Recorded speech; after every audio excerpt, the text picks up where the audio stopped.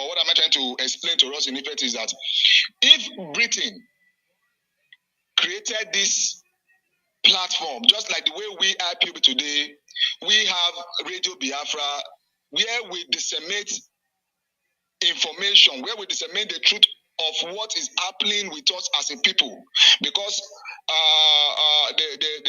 the British media, the Zoo media, they have succeeded in twisting.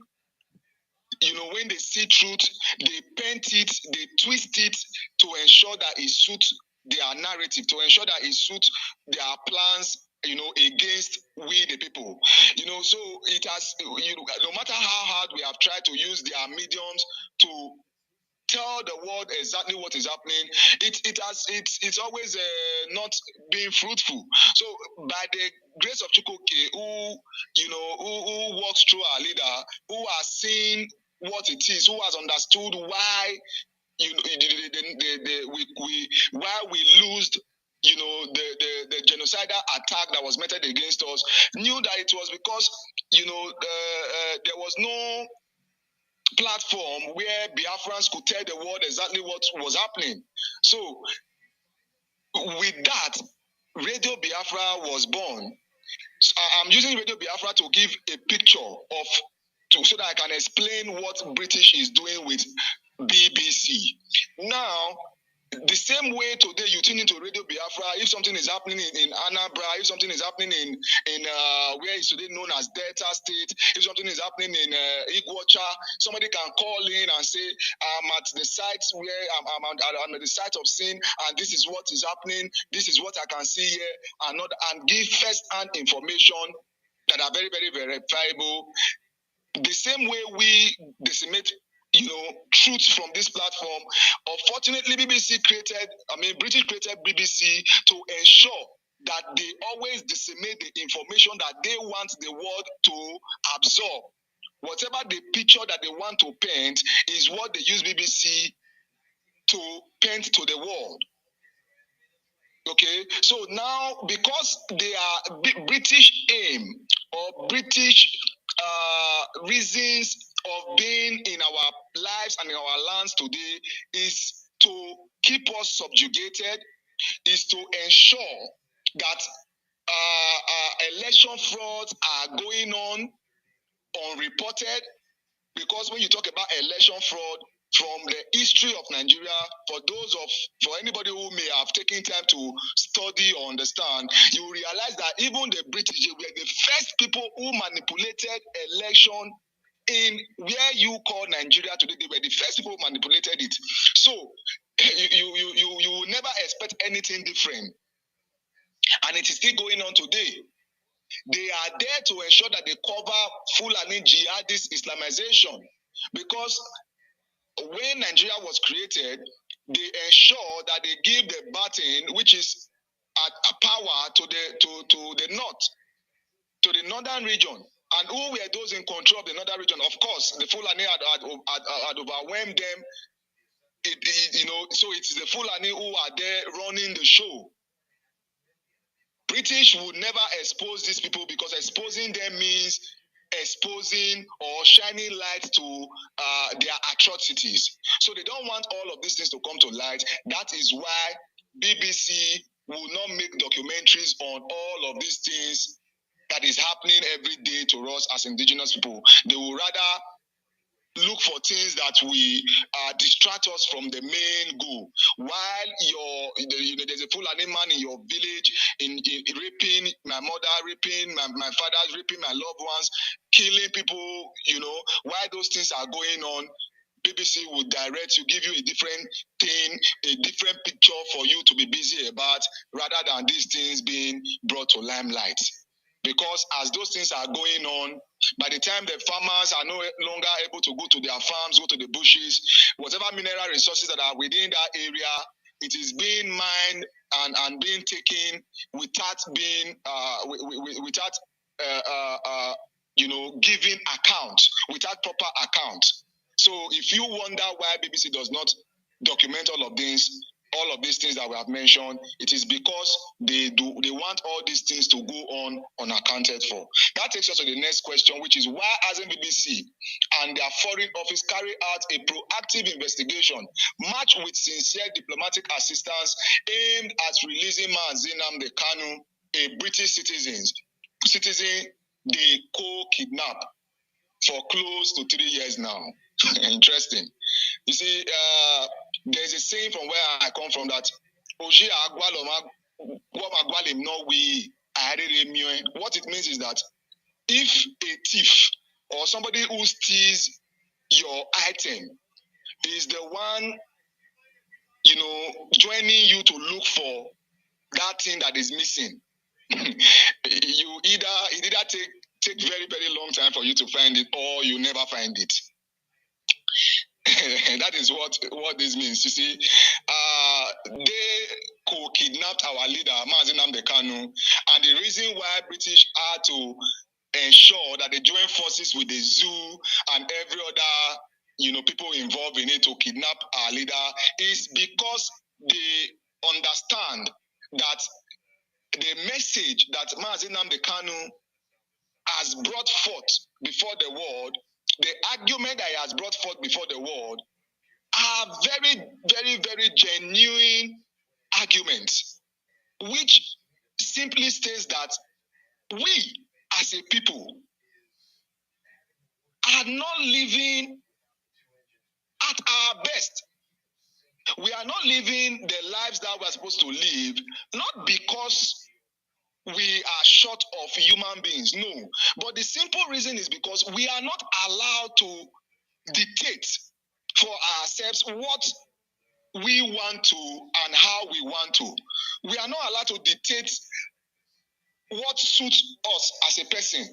We are not allowed to dictate our, our economic.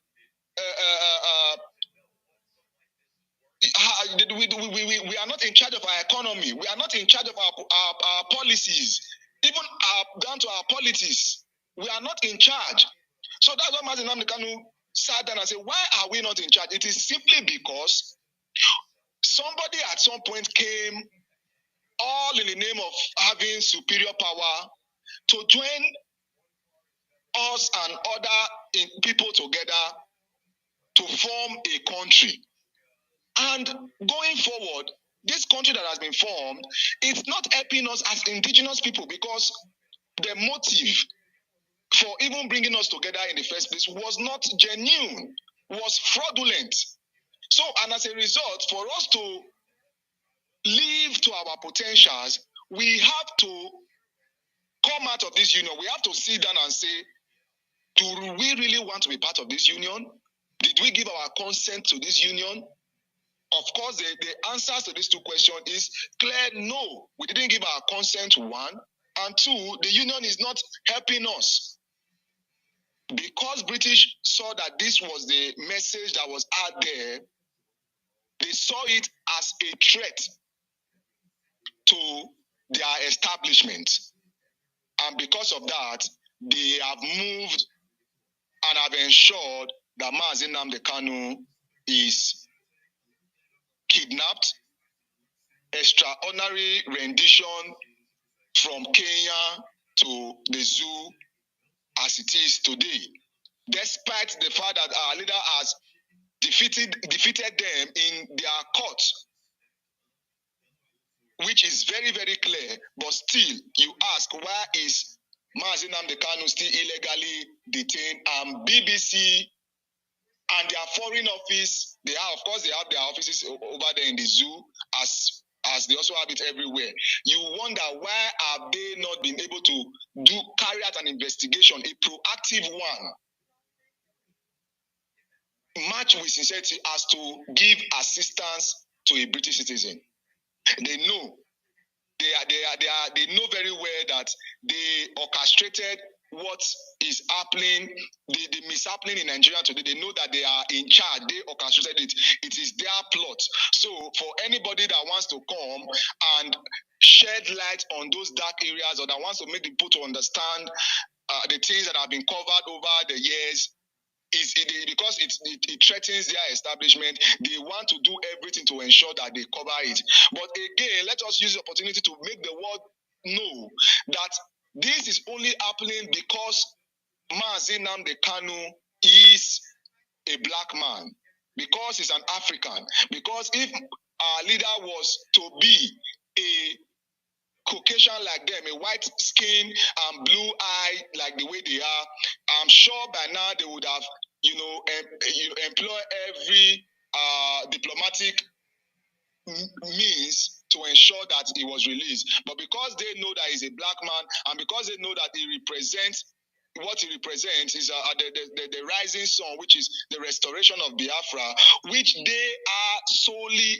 against because of their gains, because of the mineral gains, the human gains, and every other gains that they are making out of it. That is why they have ensured that they do not do anything concerning Mazi Nnamdi Kanu. Quickly to the fourth one, how come BBC and their home office have never investigated the poverty level, deprivations, economic injustices, and ecological damages done to our coastal region of Biafra, nor done anything to alleviate the sufferings of the people, despite all the billions of dollars they steal from our land on daily basis? That is why I said earlier that this second, third question can be married together, because the reasons are all the same. The reasons why they don't report these things are very simple, because they want to continue to loot while we continue to suffer.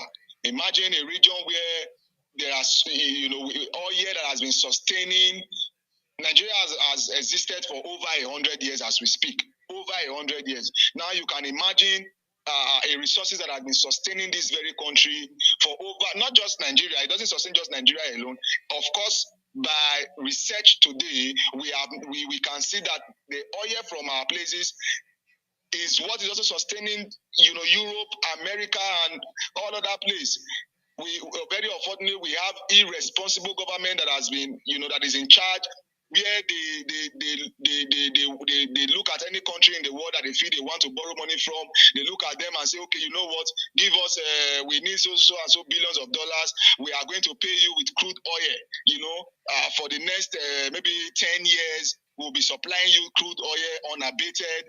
And these are the things that have been, and where these oils come from, there's nothing done to elevate the poverty level there. There are no good roads in that areas. There are no good, healthcare system, so that when people fall sick, they can easily have access to healthcare system. There's nothing like that. There are no, even up to as we speak, light as basic as light, as basic as water, flowing water. Despite the fact that we have a whole lot of river bodies all around these areas where they are, getting all these resources from. Yet, these basic amenities are like dreams to our people, to us living in these areas. And that is why today we are standing up, we are coming on, both on social media, on radios, and every platform that we get, to begin to speak, because a closed mouth will never receive help of any form. So that is why we are coming out, as we have been encouraged by our great leader Mazi Nnamdi Kanu. We saw him when he came and he started speaking, even when people were not listening, when people were not buying the message. He kept talking, and today we have seen that the result of his talking over the years has begun to yield. People are now beginning to say, yes, this man said it then. No, what this man has said all those years, I have seen it happening. I've been on spaces where people will say, I didn't like, or I don't like this man's modus operandum, but to be honest, what he has been saying is true. It is because the consistency was there, and that is what we have also learned, and we are building on, that whenever we have opportunities, whenever we have this kind of privilege, we want to speak to our people and let them know what is happening. I'll quickly speak to our people in Benin language so that they would understand what we are talking about.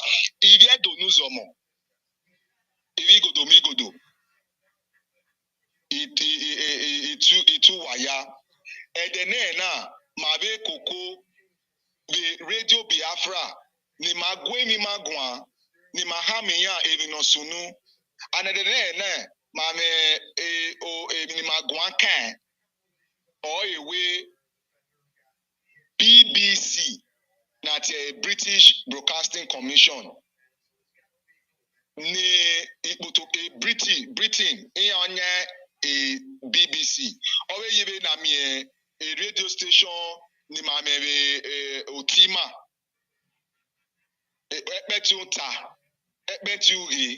na lagwe magwa na lahame magwe gibi no sunu we ekena be do ge or gibi no sunu we gwe be amna gibi no sunu do when we hear about other TV stations now in your emani mwe a camera in ya video no sunu there ado hama we through ekpetie uri ekpetiota we give no sunu we ebu now give no sunu ebu now give no sunu ebu now but anima no we de na ewe ba na mi ewe a BBC edene na iya gwan kan MTB Joshua itibi Joshua o ma no egi yon be ma bo we gwan na the man is dead and gone or wune but ba na mi ewe a BBC iya do agwan kan be na mi ewe Mazi Nnamdi Kanu ni aya muajebu in Nigeria nana miewe a court in Nigeria na hawe obianan waya mu Kenya ade na ven waya mu ade ebe no keke wanari oba wari abi a court na we tawe bana miewe wa no be 2017 we a court na bari oba rie etine wo ma no ri wa kege ni ma ya hu na nota ma tie no di ba na mi ewe omanuwa we no ri wa oyiyaro wa na gie ogbalegbe wa ge ma ya ni ave ya gbe wa 2017 wa keni ana ya ni agbe wa obiere yi oyi team me chance ona le runda we era o kan we ado kali motor oye mudia we kenoye observe man agbon ma hin wa bege we emi buwe de no etin di edagbon we eda u le mi na ni o ugbina na mi we u save a life we so if not no hi court do na ri obe Nigeria be na we do na mi we wa ri abi the obona o ma keke no bia na ye are ekeno ye na wa so ai no ri wa ikpe a ọhịa agbana ikpe a ọhịa agbana ni ya yede Mazi Nnamdi Kanu yi ọtanima neva banana ewe bana mi ewe BBC iya ma gwa kan mi na iya ma gwa kan Mazi Nnamdi Kanu na we mi ewe agbon when mi dege ni am no sunu but iya so ni ya iya se ibi gabai ibi Fulani ni mwemi lale ugbo ahia ni rie if you call ni mako if you call ni mabi mako ni ya rio ni ya gwoge wa ni ya zaga bana mi ewe BBC iya egwan Kenya na gbonbe mi make na bere we ibi Fulani esme na emi ni ya wu ema o ma ekpegbe we mi po na they play two they just iya na if you this same if Fulani iya na like play two believe mani they marry Christians mani agbe bederio 25th 26 more than 200 people no ewu bana mi ewe BBC ma gwa kai mani agbele play two ni ana edo ate gwa kai o gwamodio salopa no wu ne no see ni ana we o ewe iya ma o ni ma if no dima if no dimawa if ne manima if no see na me we mario ya iya ma o ni ma gwa kai o se iya emu mi o beere ni mani gbama ni manera mabiye ni maaga gwankan ma isi ebinoke ke ni maaga gwankan ekinoke ni maana ne ariobata wa arioba bana mi ewe ma ye upe esogia upe ogbalegbe bana mi ewe emani ogbalegbe emani esogia ni ana imu po na yo la uwa bi gwe ya gbele ma wa Otanoken ma no rioba adobe Nigeria na hina but ni ma make na notani BBC ya ewu ya emwe emi normal here ya televise ni ma agwa kan ama ya agwa kan na ma isi no kan ma iso a oni emi na ma o se ma na re avana we ma dogu wagwa the otanogiver or ewe but se na me we BBC ya capture ave na ya mwe ave mi da no sunu owima no sunu ugbo neri ma bi ma kiri na gbogbo ave mi da na ewi gaba ya wu bo se na me we ya mwe ye epetunta epetu uhe ni ma age bana mi ewe BBC zebe we ya me office ya be hotel Nigeria Mazi Nnamdi Kanu British citizen okay. Me am a Kenya British passport or a Nigerian passport, which means that Mazi Nnamdi Kanu because we or ye a be na ya travel or me. Even now we now or a Britain or British or UK. Okeke na me we ni ati adobe Nigeria we woso mu bana me we omima wa mo e omo ipe ahagbana ni a e court we no wase a wo na yere DSS detention e BBC ma go kana iya ma e go kana ya ma mo e camera o ya na bota na ni ma be make na ya make na adame o BBC ma we ni na ya no gene wana mi ewe BBC ni enai do atabe emi no sunuwe owa abe injustices no sunu na mi ewe osaro na mo maybe owe no to na yi osaze ori owe osaro to na owo inya ime ego runda wi me ego ne yo ni kion wo bo ni mi e wo to osaro we but to na ira mo gburu so to na me o igo me ni me ya do to na but na me awo ma wa gari court edene na be court in Nigeria where I say court o ma no me ego court ibo yen na osaze is a court o ya go ne judge a judge yen we judge yen wo saro onya to runda wo saze dorigo ni ene or igo saro go saze o yen go ka mi o wa em no ki osaro otona o wo ri nya osaze o ri nya that is what is called injustice ate injustice webo bana mi ewe injustice na ya no sunu wima bana mi ewe BBC yen gwan kan ma e mo po and ekeni maye ofigboto or ofigboto of ya bekeni maye abe mi no bun abe emi oto na te mineral resources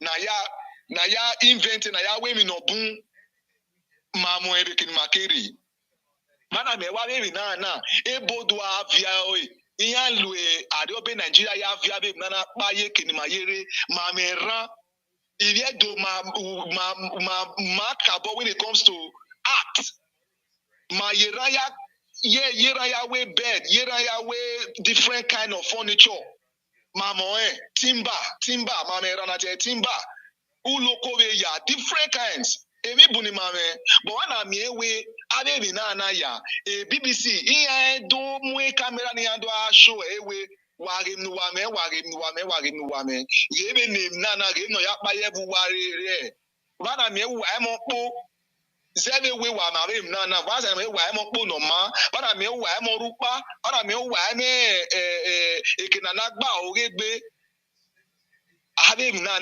mata wo keke ni ma agwan kan na agbo make na we give no sunu so that na riobi ma make na we mi no keke na agbo make na my ya or na ma ri do Biafra bavana do gwe mi ma gwan kan lao omobo omowe bia okin no eke nuri adam nuna dame obavana o keke ni ma enwe emi ni magbinayi ni Mazi Nnamdi Kanu IPOB gbinayi e oge dan no ma no na do miewe edena hwe wa neri ma bi yima wa tose wa besi wa na pasi ma ebebo na agbona na ye na do miewe ma ni kaye bi aro ni ma make na ye etin ya sunkia dege oye omaro video ege ase ibi gabai ni aya overrun ni ma adomiewe omanati oyi bede na ahwe odwa bie Mohammed omanati osaro bede na odwa ahwe ni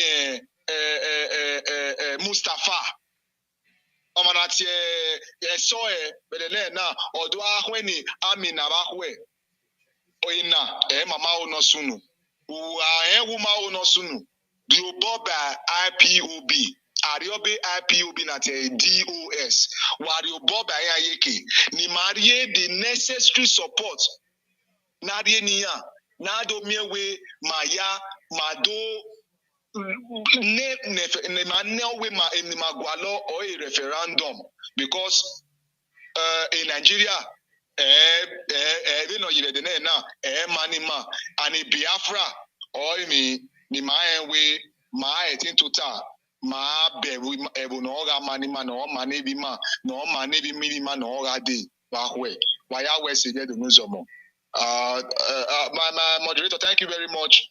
I've just said what I explained in English. I try to also explain it in Benin to tell them why, like you said, why why is BBC not telling the right things, and why are they trying to give a different picture from what the reality is? I've told my point in Benin language. Please, wherever you are listening to us this afternoon. Have you run it? Yes, sir. Have you run the topics? God bless you. Yes, God bless you. Appreciate you. Okay, now I want to bring in Mazi Joe. Mazi Joe from Germany, meet yourself. And after that, Dr. Oporisha, get ready. Chimezia, everybody that is here, get ready. Please, once it's your turn, be very precise. Look at our time. Know that we have a lot of people in the studio that want to speak, and I would like everybody's point to be heard. One of the reasons why we have adopted this method is to enable everybody to express their views. It's not the teachings, we'll be doing teachings once or twice in a month now, so that at the end of that program, everybody will be able to air their views. And I wouldn't like anybody to come here and the person is not opportune to speak because of time deprivation. We're given 3 whole hours, which we're grateful to the host and the producers for that. So please, let's make good use of it. Next person, please try and be a little bit precise. So you don't spend more than 10 minutes, please. Next speaker, within 10 minutes, do justice to the 4 topics and let another person participate. God bless you. Mazi Joe from Germany, please. I'm here, Mazi. Good afternoon, everyone. This is Mazi Joe from Germany. Mazi, without wasting any much time, let me dive into the questions. Now, the number one says BBC's distraction gimmick, focusing on TB Joshua.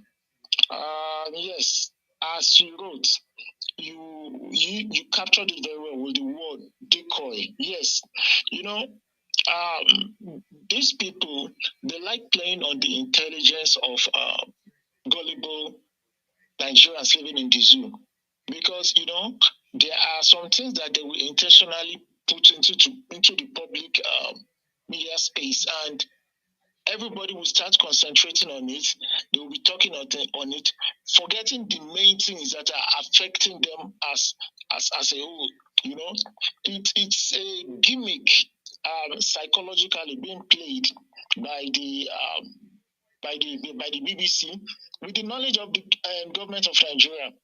it is something that they are trying to, divert people's thinking away from what's happening in the country at the moment. And also regarding our leader Mazi Nnamdi Kanu, he's got cases which we have won. We won the case, but they are ashamed. They don't know how to accept the results, and it will be an injury to their pride, releasing Mazi Nnamdi Kanu. Now,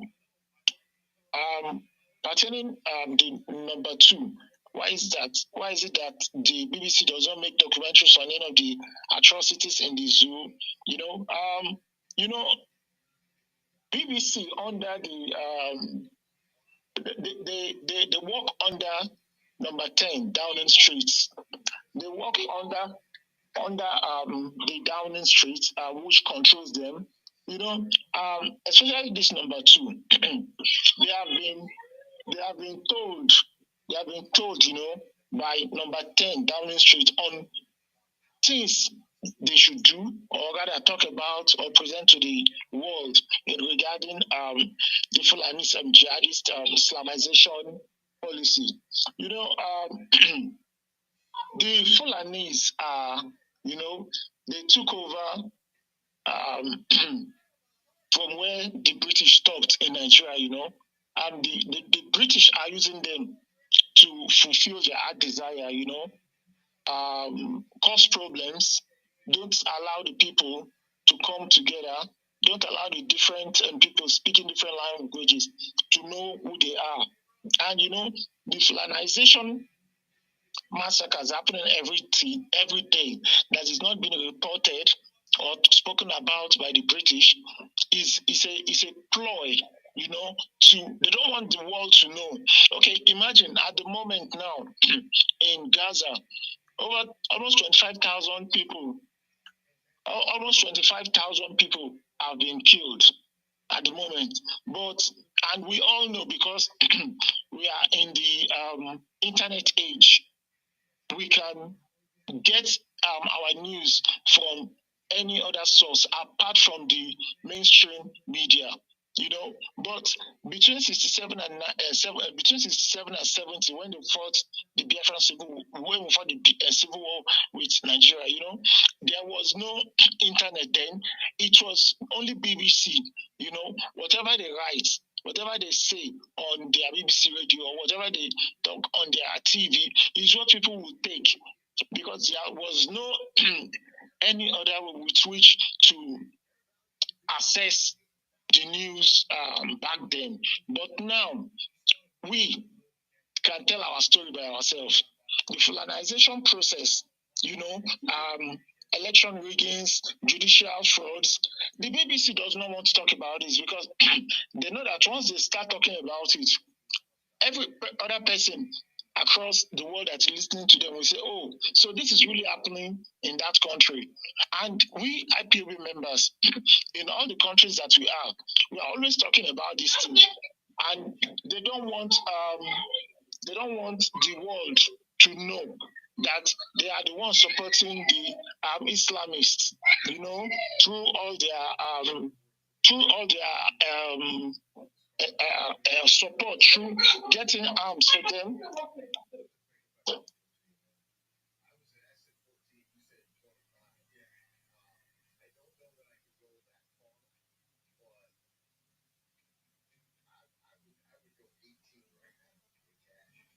Mazi, you're not coming out again.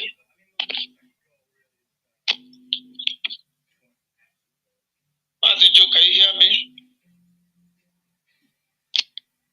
Yes, sorry, Mazi. Yes, I can hear you. Okay. So, yeah, as I was saying, the British, they are good at this deception. The Fulanis are really killing people, killing Christians, and they say they are also Christians, but they are not telling the story to the world. They are busy talking about what's happening in Ukraine. They are busy talking about genocide happening in Gaza, which other news outlets are reporting every day, but they don't want to talk about the Fulanis. Al Jazeera, I think that was like about 2-3 weeks ago. They wrote about, I think like a month ago, they spoke about the killings in I think in Abia State that the state governor discovered. Now, the Fulanis, because of all these things, they have to, make sure that the news of their foot soldiers displacing people, killing people is not spoken about, on their mainstream media. Even CNN, the same thing. All of them, they work hand in hand together. They select news that they want to talk about, because whatever that is against their interests, they will never speak about it. Now, number 3, why hasn't BBC and their foreign office carried out a proactive investigation in regards to, releasing Mazi Nnamdi Kanu is a British citizen? The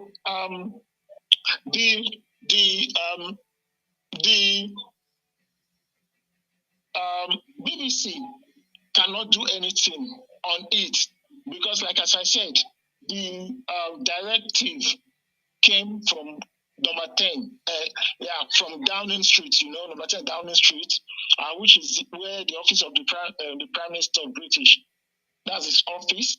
They cannot do otherwise. They cannot carry out an investigation about it, but rather they will carry out an investigation that means nothing to Nigeria. You understand? Something that does not mean anything to them. That's what they will talk about. Mazi Nnamdi Kanu being a citizen, and whom the number 10 Downing Street, the federal government of Nigeria and the Kenyan government, they are playing out these shows to kidnap him, was sponsored directly from number 10 Downing Street, because they planned everything through the MI5, MI6, They knew when Mazi Nnamdi Kanu left the UK, they knew when he got to Kenya, and everything had already been planned. And the BBC, knowing what happened, will never want to talk about this. Rather, they will never even try to make an investigation about it. Then, number 4, how come BBC and their home office have never investigated the poverty level? Okay, damages done to our coastal. No, Mazi, they will never do this. They will never, ever do this. Because, there was something I wrote on Twitter, how the British government, they are never ashamed of their thievery. They steal with pride. I mean, look at the crown on the before Queen Elizabeth died. The crown she was wearing. Look at it. As in, she was wearing a crown that was stolen from South Africa. They are never ashamed of themselves, never. But they glorify their stealings.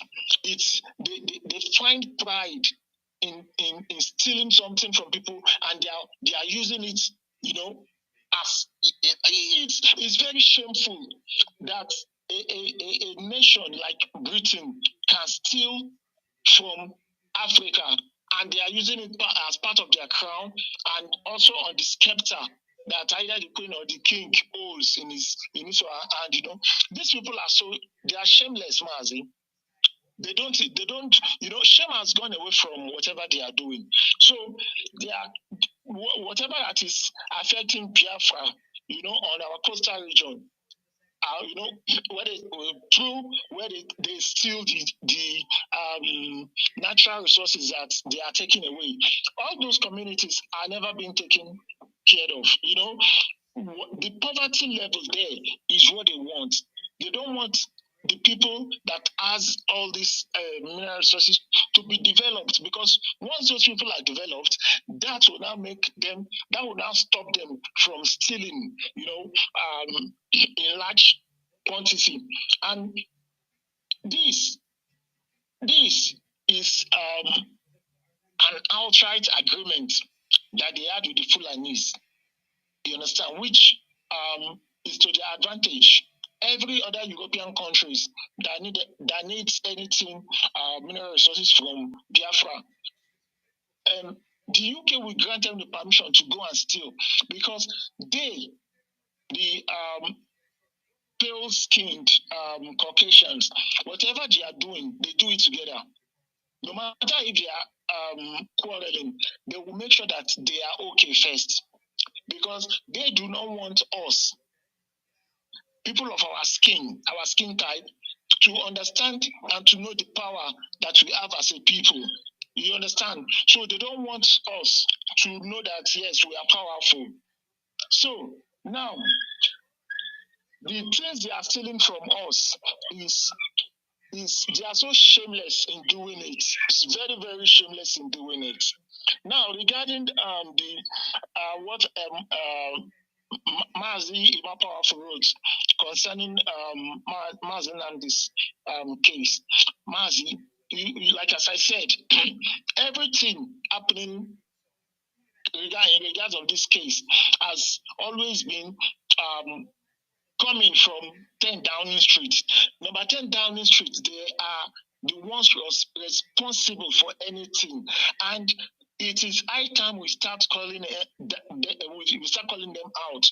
Whatever we are doing on Twitter or any space, we should be calling out number 10 Downing Street with the Prime Minister's name, so that every day they keep saying this, a little bit of shame will come upon them.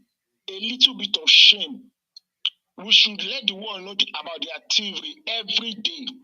Let's start calling them out. Number 10 Downing Street, the Prime Minister of England, we should start calling them out, because each and every time that I call them out on Twitter, within 10, 15 minutes, they will take it off. But by the time 1 million people start doing that, they will not be able to take it down everything like that. It will not be easy for them. By the time all IPOB members, even Biafrans that are not yet IPOB members, that are listening to us now, please, all of you should go on Twitter. Call out number 10 Downing Street, because they are the ones that are giving directives about what is happening, all the killings in Nigeria, the non-release of Mazi Nnamdi Kanu, all the evil things happening in the coastal region where they are taking our minerals. They are the ones facilitating all these things, because without them, the Fulanis cannot do anything. The Fulanis are their foot soldiers. The Fulani Islamists are their foot soldiers that number 10 Downing Street is using to hold us to this, to this level that we are right now. So, Mazi, I think I have been able to cover all the topics within the time frame that you gave. Thank you, sir. And I would like someone to take over from here, sir. Yes, you did it. You were able to. You kind of rushed. You are kind of rushed what everything you were saying could have fine. You have made better points here, but I want to take you back before you leave. Yes, sir. This background that you reside in Europe, not 1 year, not 3. You understand how things work with it. I want to ask you, this act of shamelessness, this act of debasing humanity, this act of cruelty, inhumanity to other humans, is this synonymous to the British, or is that the way all the white people are? Is that the same thing with the Germans? That they have no feeling, they have no conscience. You made a reference to a case, I know, a case study, that of the Queen, that decorated with a stolen jewelry. They don't feel nothing. This way I say, I'll call out 10 Downing Street. People are calling them out every day. They have no shame. There's a particular country in South America, what's it called? There's one South American country, they just discovered oil there. The president told them that the world... Guyana, I think it's Guyana. Yeah, the Guyana, thank you. Told him that your palace is decorated by things stolen from our country, or this blah, blah, blah. They have no shame. They can come and defend it publicly. They feel normal. They feel good. That it's good for them to go anywhere and destroy and steal, pillage, kill, steal. They don't feel nothing. That you can go to London Museum, you see stolen properties, other people's paintings, their spirituality are stolen, hang on your own wall. They are making money out of it. Do you know what I shocked you to tell you that the Bible, the King James Bible, that the King of England collects royal read for, was not written by King James? Are you aware?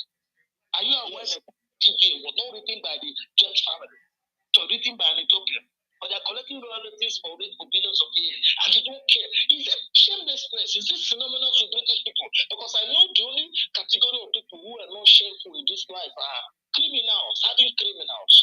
All these drug barons. That's why you see all those drug barons in power. They have no shame. They don't care. I think they have no value to life. Their sense of value is different. It's perverted. How come that the British people have no shame? They don't care how people see them. They don't care what people say.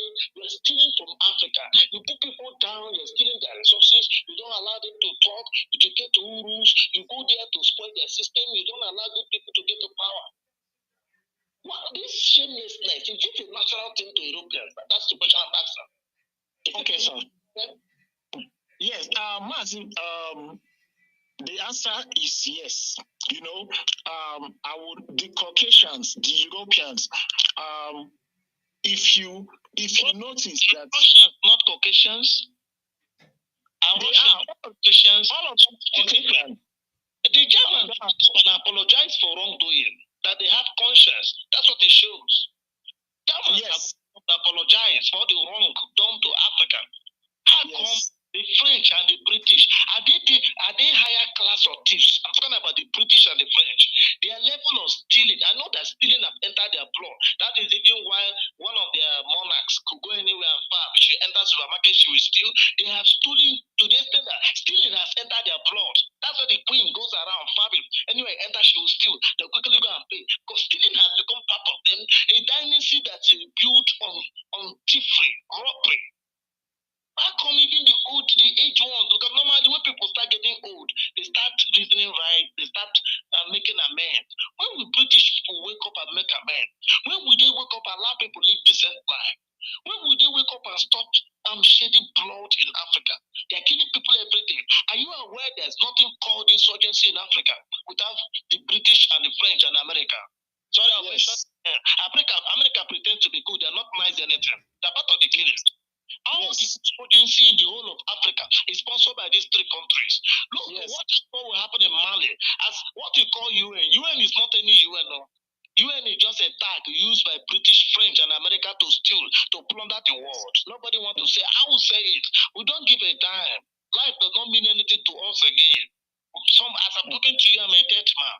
We're not afraid of all their plots to kill and steal. Those they don't move in, they don't mean anything to us. The only thing we want to release Mazi Nnamdi Kanu, conduct referendum, or else get ready to kill all of us. Because if anything happens to Mazi Nnamdi Kanu, even the British will feel it. This is not 1967. Of course.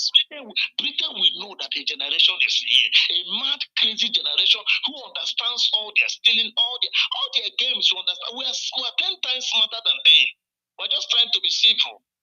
We're just trying to do things in a more decent and polite way. There is no shenanigan. There's no dirty game that Britain is playing that we don't understand.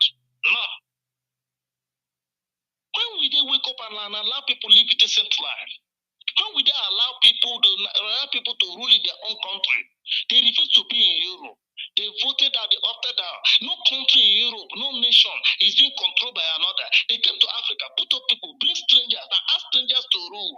They steal all our resources and share with strangers. Let us live a decent life. They refuse. How long are we going to continue with this? How long, I ask? So, Mazi, you asked about if it's all the Europeans, and my answer was yes. The reason why I said yes is because the Europeans, with their collective body known as EU, EU members, their number one priority is to protect EU, from any form of attack, and whatever they want to do, they must make sure that they agree together. They must make sure that they agree together and in connivance with the US, who saved virtually almost all of them from Nazi Germans. So since after that 1945 Second World War, the hold of US on Europe has been tight, especially Germany. All Caucasians are afraid of Africa. They are afraid of Africa. But recently now, regarding the great awakening amongst African youths at the moment, they are finding it difficult to understand what is happening because they are surprised. So if we look at what is happening right now, EU are coming out with stringent, strong measures to like a fortress, they call it fortress all over Europe, to protect people, to prevent people from coming over to them, because they are afraid that if people come, there will be some revenge against them because of their past history. They are even afraid that many Africans here are coming to revenge because of their atrocities their forefathers committed during the slavery period, because I've heard some of them say it. They said it openly. I asked them and they said they are afraid, yes. So there are so many reasons why they are afraid. And there are so many reasons that they are not even ashamed of what they are stealing from Africa. Look at the French. When Niger told them to leave, they wanted to fight Niger. Why?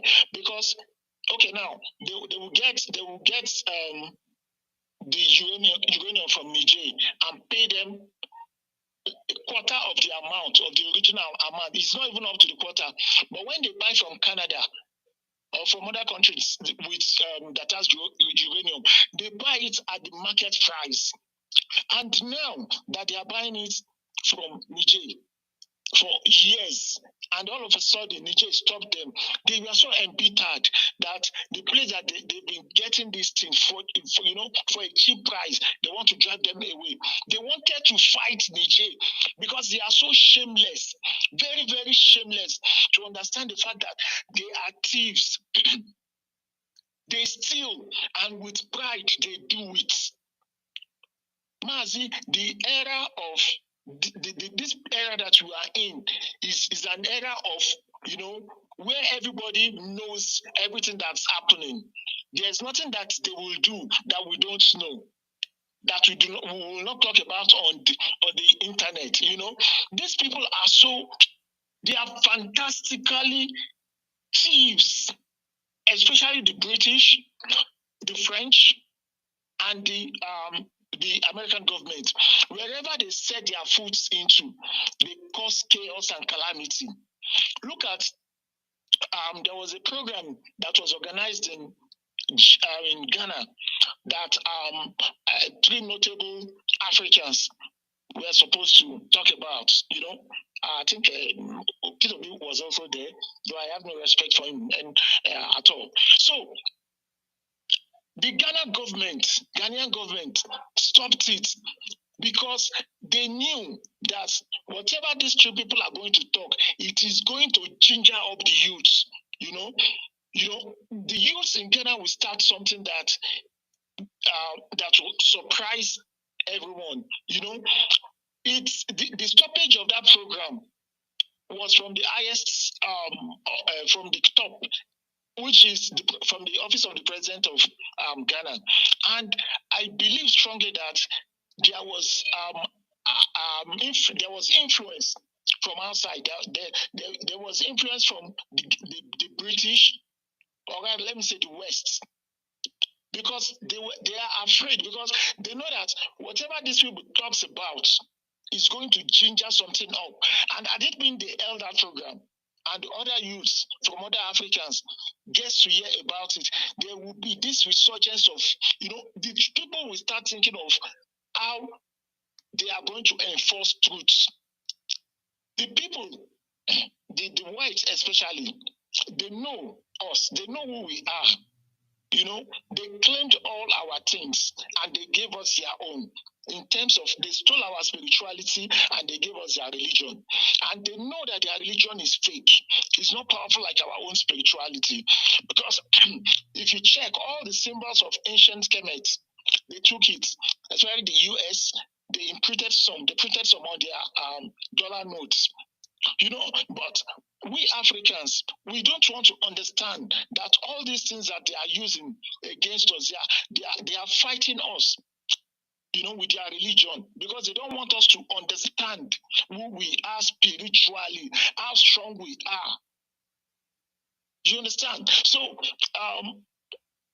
like as I said earlier, the British are the ones plotting everything. They are the ones, because they are not yet tired of stealing. But one day, very soon, what they have created in Biafra land, they will understand it very soon. Imagine they are laying pipe from Biafra land to Niger, Morocco, straight down to Europe. And they are not ashamed of all these things they are doing. They are shame. May shame disgrace number 10 Downing Street and all their cohorts. May shame make our ancestors right now listening to us go to number 10 and disgrace them, push them into shame, because these people do not know what is shame. They wrote shame. Shame is in their diary, but inside their what's it called, dictionary. But they don't know. They know what it means, but greed is making them not to know that they are thieves. Because without us, they cannot survive. Without the uranium from Niger, France will not have energy to power their electricity that they are enjoying every day. And there are some Nigerians that are in Europe that they are enjoying all these amenities every day, but they are telling their brothers or families back home that they want Nigeria to be a country for them. Sometimes I even wonder if these Nigerians, if they are sick upstairs, you are in a place where you are enjoying light 24 hours, good roads, good health care, but back in your place, back in your village, your people are suffering and you are still busy supporting Nigeria. You are still supporting a country that is killing the destinies of people. Mazi, in a nutshell, the British are in the number 10 Downing Street. They are the ones in charge of everything. All the calamity we are passing through, it is them. Thank you, Mazi. Thank you for your submissions. Thank you for your submissions, Mazi Joe. We will continue to do the needful, and I want to encourage everyone under the sound of the ocean of my voice, keep doing what you're doing. Africans, keep marching. Our salvation is very close. I want to tell you for free, what we're doing is not in vain. There's a reawakening going on in Africa. I said that this Nnamdi Kanu generation have come for a change, and nothing will stop it. When Nnamdi Kanu began to speak 10 years, 12 years ago, people didn't know. They were like, who is this? Who are you? How dare you?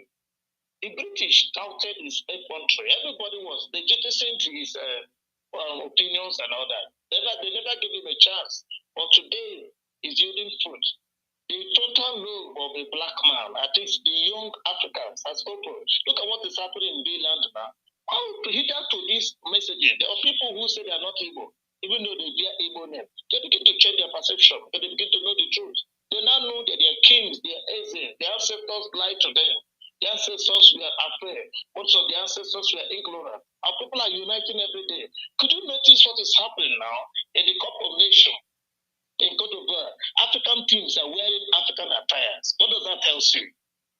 In a short while, we will stop hearing useless European names. I have some of them, and I'm going to drop them very soon. So all these foolish names will bear, all the idolatrous names. You are in Africa. You don't want to be a Okonkwo.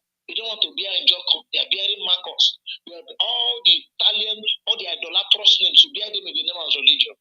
all the idolatrous name of other people, we bear them in the name of religion. All those nonsense will soon come to an end. So everybody keep marching, keep preaching the message. It's entering, it's going somewhere. The things we are doing that we are taking for granted is achieving a lot. This generation will change the story of Africa, and nothing will stop it. Keep marching. A time will come, the Europeans will not have access to any of our government. In a very short while, we will take up this space. God bless you. Mazi Ijuju, unmute yourself. Mazi Ijuju. Mazi Ijuju, Soko Biafra. Are you here? Yes, Mazi, I am here. Okay, I'm here. That floor, please, within 10 minutes, attend to the fourth topic so that next person, then Mazi Neji, get ready. Ijuju. God bless you. Yeah, thank you. Which topic you said should attend to? Fourth topic? No, all of them. 4 of them. Okay. Yeah, thank you very much. Greetings, great Biafrans, lovers of freedom. Our listeners, my name is Reme Idudu of Yemuno. I am an Isoko speaking Biafran from the coastal region of Biafra land. And I'm so excited to be here today. Let me just throw a little light on some of the issue that has been raised so far. Concerning this, the Caucasian, I don't like calling some person white. Caucasian. In the aspect of being shame, I think they have shame, but depend on what that shame is made for. For them, they feel like they don't have shame. They don't see anything like shameful when it comes to deal with Africa because they consider us less as human. It's just like when you have a bunch of cattle in your backyard, like or rams or goats, you feed them, you treat them well sometimes, one of these days you pick one and you slaughter, you don't feel anything like you are doing anything bad. That's how they see us. The early Africa knows this, the better for them. That is how they see us. I live here in the West. These guys, they don't see you like anything. They don't see you like anything. If you want to even give opinion, everybody walk out. They don't want to, they have this ego of you don't have any opinion. You don't have any opinion. Sometimes this guy in my place of work, and when I say, oh my God, the has kind God, he said, I don't have a God. And I understand him, and I like people like him. Because you feel like a black monkey, which God you get? You and this maybe it doesn't, oh my God, which God are you talking about? And so this is their mindset. So anything they are doing to us, they don't feel it because they feel like, animal. So no, they can feel it to their fellow Europeans. And of course, Russia is exceptional because they have not colonized even their neighbors during many years ago, and they didn't come to Africa to also do all those colonization. So Russia or the Soviet Union is is excluded from this list of wicked Caucasians. Let me go to point number 1. BBC distraction gimmick focusing on TB Joshua is a decoy of taking the attention of the public away from the travesty of justice perpetuated against Mazi Kanu at the Supreme Court. Yeah, first of all, I will tell you that this drama between TB Joshua and BBC and the Fulani government, there is something to it. There is a lot of things under it. It is beyond what we are seeing. In time, everything will unveil itself. But, first of all, I was not part of people who were jubilated that they are attacking TB Joshua. There is time for everything. TB Joshua can be a false prophet or whatever he might be, but that is not even our battle. There are some battle that it's not every battle you put your hand. So they have a reason for Nigeria government to be attacking a Yoruba man that is dead. He's not an Igbo man. A Yoruba man, there is something behind it. And of course, TB Joshua's wife is an Igbo woman. Is Delta Igbo. So and now they say they are not going to be streaming his live programs and church service on DSTV and the rest of the satellite. They want to close down the church. Probably, one day they would say they want to demolish the place. That the place is a place of criminality, a place of cannibals and all atrocity. And are you going to go and stand when they bring trucks? Nobody's going to stand. They will just demolish it. And it will be on that same agenda of what they have been doing to the Igbos. Because an Igbo woman is not in charge of synagogue. You see, but it's still beyond that. I don't have the whole clarity of where they are going, but it's still beyond about, of course, for an Igbo woman to be in charge is also one of the points, the wife of TB Joshua. And of course, it is also a way it is also a message to all freedom fighters. It is also a message to all people who are doing one Nigeria, and they are Christians, because it is not just only to distract us. It is not just only to distract IPOB. It is also a movement to shrink those who are still, roaming around with their colonial master Bible, religion. Which, of course, those who give you the worship, I'm not going to come to defend you. As a matter of fact, BBC is British Broadcasting Service. They are the one even doing the needful to shut down your church, your Anglican church. But we should not forget, a synagogue is an Anglican church. It is not a Catholic church. Anything under Pentecostal or evangelism, they are all Anglicans. Yes, you see it. So the founder of the Anglican church, they are coming to destroy your Anglican churches in Biafra land. Do you think it's going to maybe end in Yoruba land? So these are the things we are saying, that this is Zuko Nigeria. We should do away with it. Let us call for a referendum. Or if referendum are not obtainable, let's look for the other way out. If only violence can give us the kingdom of God, then we have to take the bull by the horn, because the state of the devil, of the British and their allies, down to the state of the Zuko Nigeria, they are coming to swallow everybody alive with their violence. So if you can.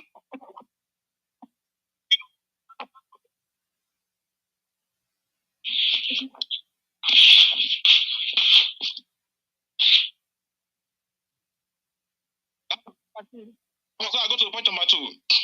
Why is it that the BBC does not make documentary on any of the atrocity in the zoo? Election, rigging, judicial fraud, Fulani Janjaweed, Islamization, and Fulanization massacre happening every day unabated. I laugh. We are here to say all this not because we don't know what it is already. Just like let it not be like the world, we are not letting that to know. We are already on a smart era. Now we are broadcasting on the air, and millions of people are listening. We just ask this question, but we know that the BBC is biased. The British Broadcasting Service is biased. Just imagine on the 24th, 25th, and 26th of December 2023, there was a global massacre in Nigeria, in the northern part of Nigeria, Meduguri, Jos, in the state called Jos in Nigeria, where hundreds of Christians were massacred, butchered in their pool of blood. BBC was not there, and they will never be there. And that is just a tip of an eye. It has been happening for so long, year after year after year. BBC is sitting there.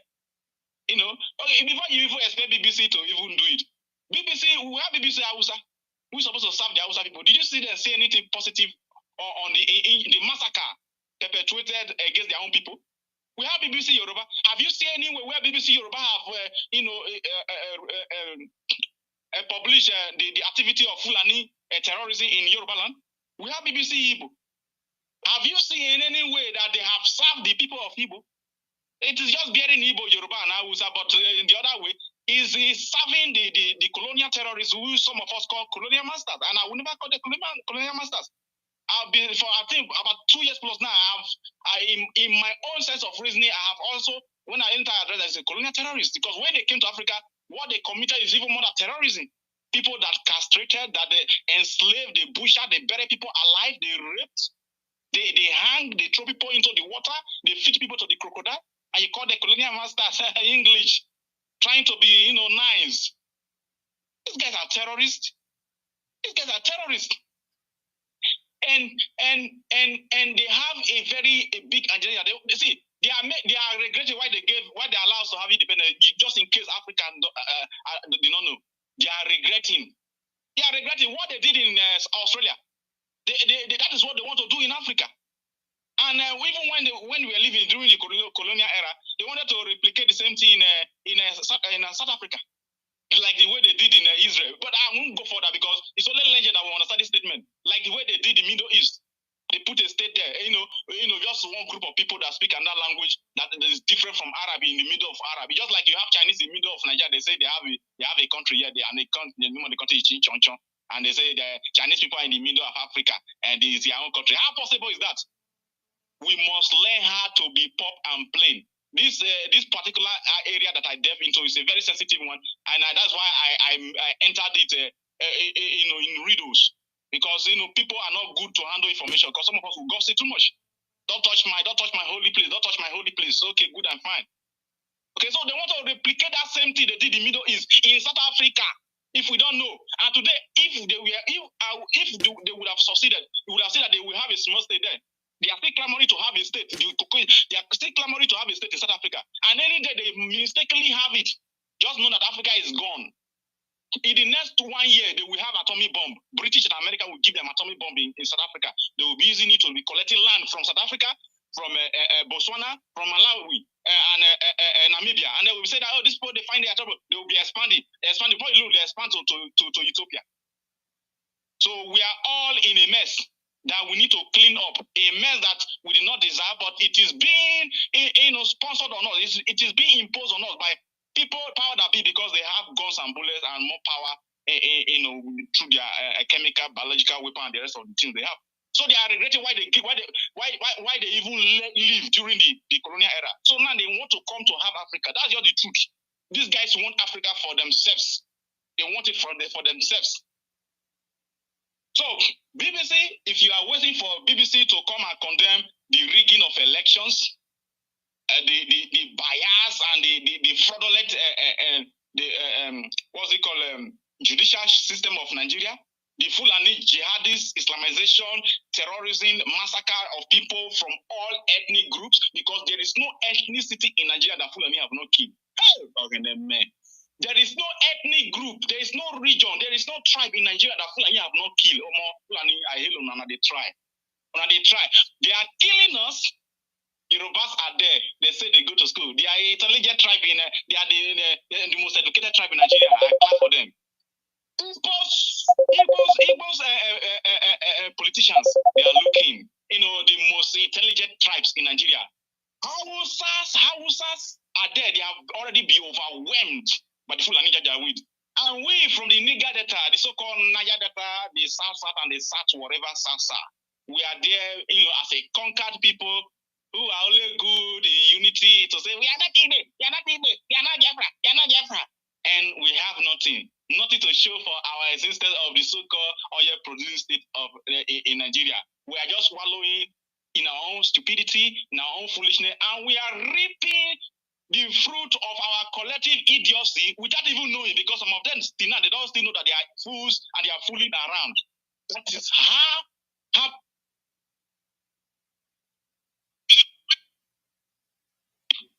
no know that he's already, we're almost gone. A generation now, nobody wants to even go to school.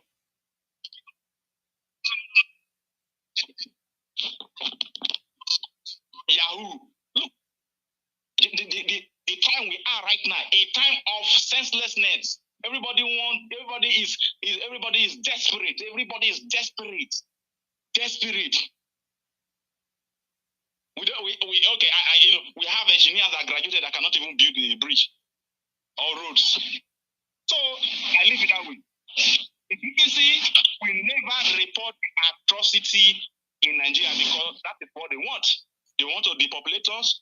They want to, in every way, to make sure that they manipulate us to the extent that they probably take over the whole land, come back in second colonization, and somehow sweep us out of our.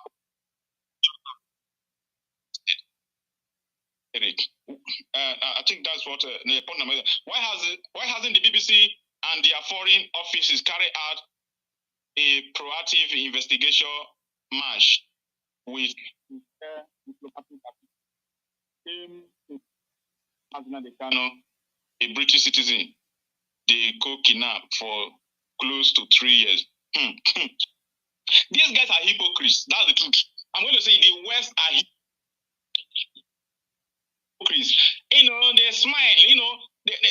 Africa are more like humans. Humanity. When we are angry, we show you we are angry. And we talk hard, we talk harsh, and we calm down, like, okay, it's okay, it's okay. But these people, they see you, they smile, hello, how you doing? How you doing? But that is the devil.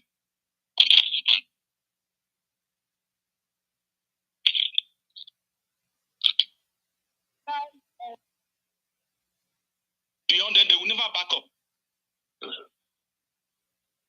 They are not going to do it because Mazi Kanu being in the prison, being rendition, is of their own interest. Yeah, it's of their own interest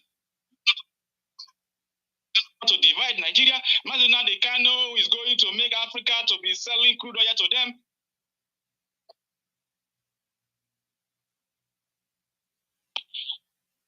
To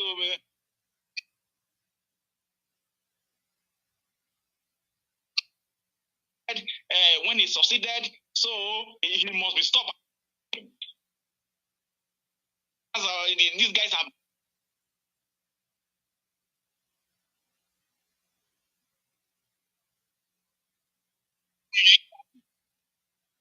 It's even too much for them. At least the level of freedom they have now is okay. What else do they want? These guys they want to are they calling themselves human, or they want to attain the level of human? No, that's not possible. We tell them what to do. We program them. We bring LGBT to them, and they have to do it by now. So this is how they see us, and they are not going to do it until we make a move that we determine our life. To make a move that determines our life. These guys, they are just happy in their evil because any pain inflicted on Africans, on Biafrans. In fact, it is a job. I was in the work about 7 years before. The colleague of is from Yugoslavia. He told me, say a dog walking in Germany is more important than any African. I said, yes, I know, it's truth. Some of us.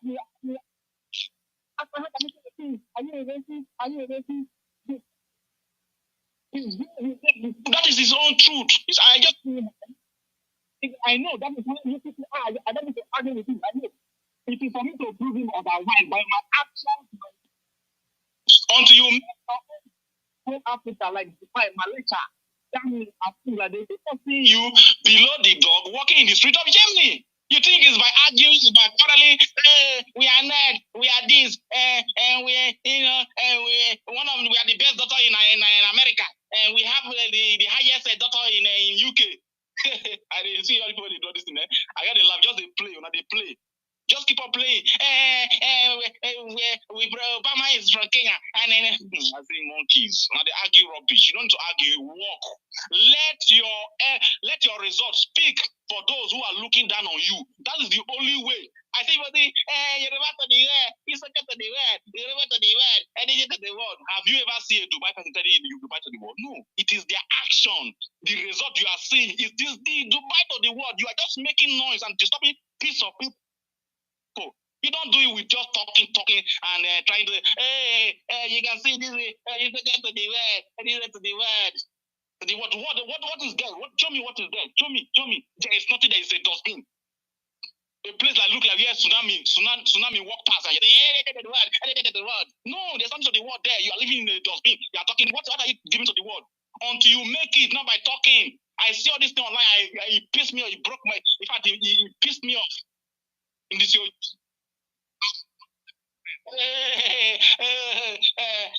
of our attorney judge and somebody, you're about to the world. You see, it's a Britain made. We must learn how to make our own. When the enemy see it, you will not tell them to tell you. They will not tell them. You will not tell them to even broadcast where you are from. They will be the one to say, they are doing fine. They are doing fine. So I'll go to the last topic, which say, how come BBC and their home office have never? Okay, I think this one okay. No, how come the BBC and their home office have never investigated the poverty level, deprivation, economic injustice, and economical damage done to our coastal region of Biafra? Not done anything to alleviate the suffering of the people despite all the billions of dollars they steal from our land on a daily basis. The BBC, the coastal region called the Niger Delta, or some people refer to it as Assad. The British sees us as we are doing very well. In the level of our poverties, the level of the disease that the deposit of all this crude oil that have destroyed our wildlife, our stream, our rivers, our fertile land, and people have contaminated different diseases like in rivers, they call it bullfire. Bonfire is because of too much of industry, mismanagement, and if you look at your nose, it's very black. You have to be cleaning your nose every day because there is a black, smoke in River State. Okay, but they say that we are doing fine. There are monkeys and baboons. What they say, even if they die, if they are dying at the age of 38, 40, 38, that's a long life for them because after all, what is their value? So that is, after all, they seize up like monkeys.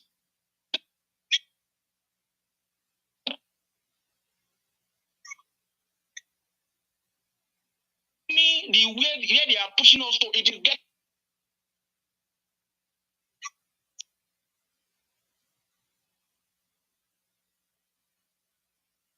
That's why that we are suffering.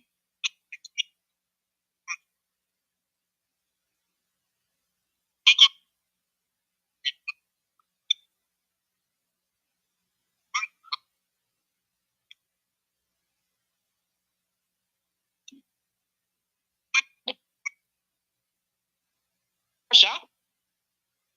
Is it not England?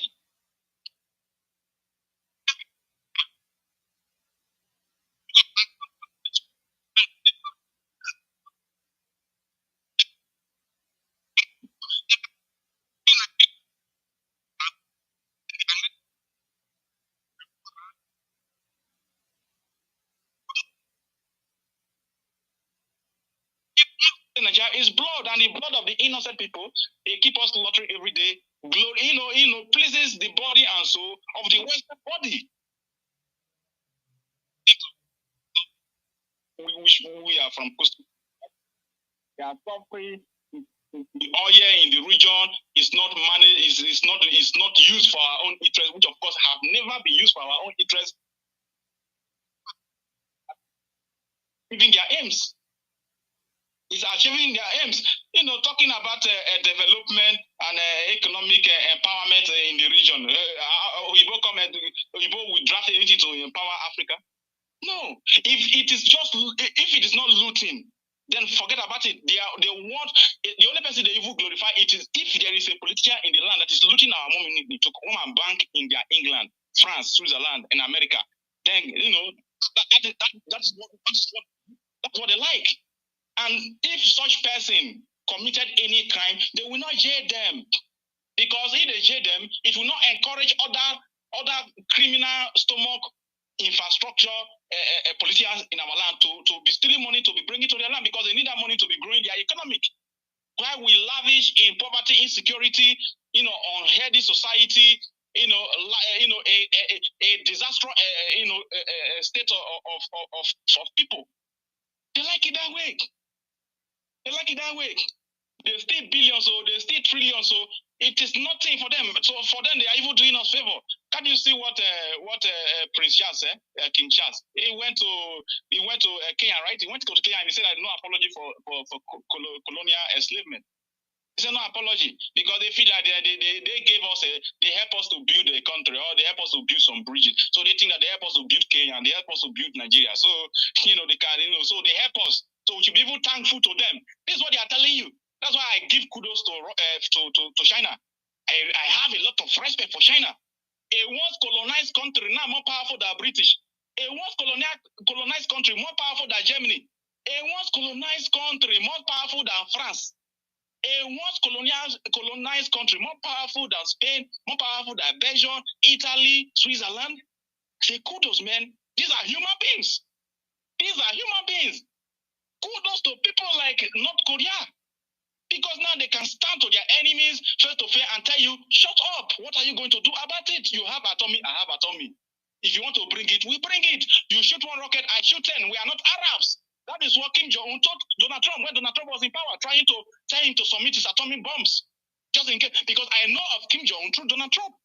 Telling him to submit his atomic bomb that North Korea have no legitimate right to own atomic bombs and weapons. And Kim Jong-un told him that, come and have them if you think you are strong.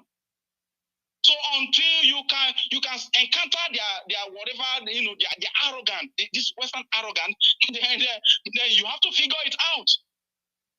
That is why, I see a lot of people, again, what are they doing? You are talking rubbish. You see all these people, once is this. Once again, my name is that. Once again, they don't contribute. Want to be known, want to be known, want to be known, want to be known, want to be known. That's all. Want to eat your cake and have it. The typical example of a black man. And that is why we are still where we are right now. People who want to eat their cake and have it. Greediness. Greediness. You go to church to bribe God, you put offering every Sunday, €5, €5, €5. In a month, it amounts to 20 to 25 euros. Because you want God to help you, to bless you. You think if you bribe God, God will not bless you. God, you say you're wise. They are bribing. Let me give so that the windows and the doors and the people. So it's not because of the blessing you will not give. Greedy black people. In this OG. I don't know if I have to borrow this Christian word. May God help us. May God help us. Because we need freedom. Yes, we need freedom. And we have also a participation. There is a duty that is being shared to each and every one of us. Some people, it's only when they destroy their property, they will come and they don't want us in this country. The next thing, we have to go. As that person is not even a member of IPOB, he has never contributed a dime before. He wants to get Biafra through emotions, sentiments, and cries. Oh, did you come and papa you? When you have to fight for yourself. Heaven help those who help themselves. When just imagine South Sudan when they were fighting, did we help them? Did we help them? We are busy, doing eating banku and goosey soup with boroko and isiewu and momo. We are busy eating all those things. So we must know that a lot is expected from us ourselves, by ourselves. And I want to round off from here. And of course, I want to use the opportunity to say thank you to all our well-wishers, lovers of freedom, our international, local, and foreign friends. And of course, not is too small. We are saying it that enough is enough. The Nigerian government is shrinking us. The Nigerian government is diminishing us on daily basis. They are adopting our people. They are whisking. They kidnap our people and they take them to another destination. And that's the end of it. A lot of people have lost their loved ones to Nigerian soldiers, Nigerian police, Nigerian SARS. They are doing organ harvesting, kidnapping our young ones, selling organs to the West. Yes, to the West. To the West. And we can't continue like this. A race is about to be, wiped out. To be succumbed, to be next to nothing. And that's why we're standing, we say no. And any support we get from lovers of freedom and people who stand for humanity will be appreciated. Once again, my names remain Idudu, Oviemuno, Isoko Ado, Robo Ado, Awi Bibio, Awi Ibu, Awa Kwere, Manobu Ado, Awi Biafra. Yeah, Idudu, you spoken well. Each time you speak, you arouse my emotions in a way. I love the way you speak. I love the way you're touched to certain issues. I love them. Mazi, did you make a point? I want to take you back to that point. You said that the current wife of TB Joshua, who has taken over the synagogue, is a Biafran. Are you sure? Is that a verified fact? Yeah, she's from Delta State. She's from Delta State. Then she's a Biafran. That is the reason why they're doing this. Yeah. I said it. I was in almost a Biafra program about last week. I made this same statement too. Mazi, you are 100% correct. Because Yoruba cannot wake up because these people, BBC can't do this thing without the approval of the zoo. That's where they rule. It is the BBC that runs, it's Britain that runs the zoo. Anybody in Aso Rock only plays the script that Britain writes for them. Katrina Liang, that woman was the one running the zoo. She ran the zoo during Buhari. The Buhari died. She ruled the zoo till they were through. They want to hand over to Emiloko. Okay? He's the current British ambassador that is still running the zoo. There's nobody in Aso Rock. It's a shame. Tinubu is too old to reason well. Somebody who stands and leg and shaking. His brain too is shaking. He has nothing. Since he came, have you seen no economic blueprint? No political philosophy? No ideology? No plan whatsoever. Some of those Tenten Kobo journalists, white envelope journalists wrote, is a master strategy. What did he strategize for 8 years in Lagos? He didn't build a single bridge in Lagos. Go and investigate. The only thing it did that all the money piled up because for years, Obasanjo refused to pay them because of the media war. They were fighting against him. When the Fulanis brought Obasanjo to power, the Nadeko, the fashions of Tinubu and the rest of them fought him. So they seized their money. When the money was released after he has left, the back of mega project in Lagos, he took part of the money.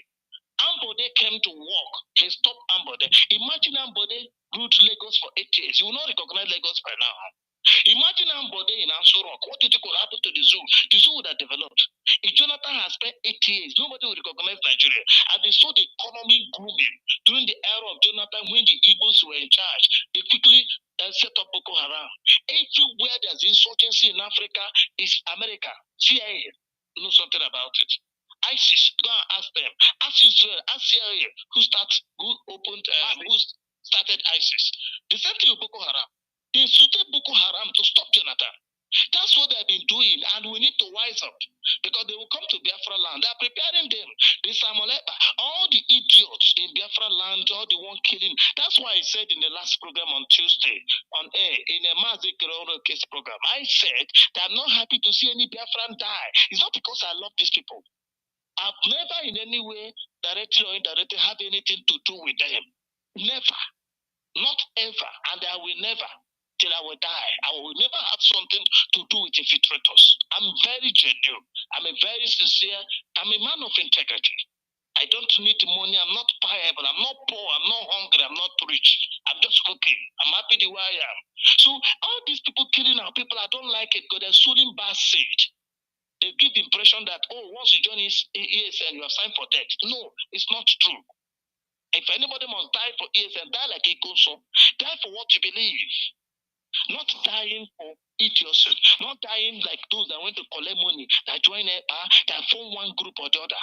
The only thing is IPOB that Mazi Nnamdi kind of form. Anybody that can obey DOS is not part of us. Directly or indirectly, if you're having any deal, you're mingling with anybody at the back, go at the back, collect money, go at the back. If you are buying to another person other than the leadership of DOS, you're not part of the struggle. You are not looking for Biafra, and you can't get Biafra. Anything Britain like, let them do. We are going to build the Biafra of our dream, not the Biafra that they have designed. No, that their nonsense ends with the zoo. Britain can continue to do any nonsense they want to do. Biafra must come. So I want to, Mazi, you've spoken well. I love some points you have made. I appreciate them. Just 30 seconds, Mazi, and I will just round up. Please, just give me 30 seconds. Yeah, so I know. Okay. I go to Wikipedia right now on Google. So as I'm talking about TB Joshua's wife. The Oshimili North is one of the 25 local government areas that make up Delta State, South geopolitical region of Nigeria. The local government was created in 1997, and until its creation was part of the old Oshimili local government area, the local government headquarters of Akuku Igbo.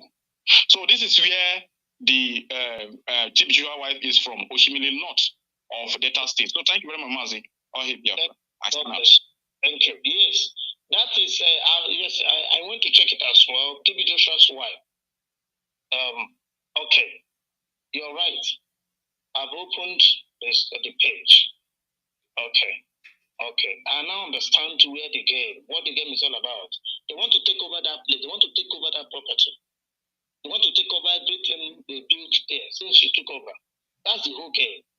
And that's what they want to do. And that is a message to all Biafrans in Lagos. Hey, all of you building estates in Lagos, go and ask, if you don't understand what you're saying now, please kindly go and ask, what's the name of the owner of Choosing? Lord Choosing, what's his name? Morka. Go and ask Morka what Yoruba showed him in Ijesha. They dealt with him. Redeem was expanding, buying half of Mowe. Nobody complained. Mountain of Fire bought half of the whole village. Nobody complained. When Christ Embassy came there to buy, it became a problem. They began to give him restrictions where to stop. Because why? Because Pastor Chris is a Biafran. Now, the same thing they did to the man of Choosing in Ijesha. It became a problem. The properties he paid for. So if TB Joshua's wife is a Biafran, now I can get this full story. I can understand where this game is coming from with Britain and BBC. So they want to destroy her name. They want to close that place so that they can take over the place. Yes, I can see here. He said that TB Joshua is married to Evelyn. TB Joshua. Evelyn Joshua from Delta State, Nigeria. From Mokala, Obuno, in Osimile North local government area. Okay, I get the story. It is well. Now, that apart, you made a lot of patent points here. I'm going to leave that for our listeners to decipher and to understand what we're saying, where we're coming from, the directions we're pointing our people to. So let me take two more persons before I give a closing remark. Chimezia Omokuje Mose. Sorry if I murdered your name. Mazi Chimezia Igodomigodo. Are you ready? Mazi, yes, please. Mazi. In a GIF, I want you to take it very quickly because of our time. In 10 minutes, for those, then after you, Ochiko, it's there, sir. Ochiko, you come immediately after. Mazi, thank you, sir. I really appreciate you, sir. Good evening, sir, from here. It's just that I'm not in a better location. It's just that where I am, the Janjaweed and their government, the Janjaweed politicians, they are all here. So security personnel are covered everywhere here. So that is why I have not been able. But if your eye is not safe, please don't speak. If where you are is not safe, your safety is more important. Your safety is paramount. It's pivotal. Is it safe to speak where you are? Yes, let me see if I can make a little move, sir. That is what I'm trying to do right about now, sir, because this is my program. I have to. Would you allow me to bring in Ochiko? You speak after Ochiko, so you'll be able to take a vintage location. Is that all okay? Right, I really appreciate that. Ochiko, please, could you unmute yourself? Thank you, sir. Mazi Ochiko, can you hear me, please? Mazi Ochiko. Ochiko, please unmute yourself and speak. Yes. Mazi, am I coming out? Loud and clear. Humanity is hearing you. Oh.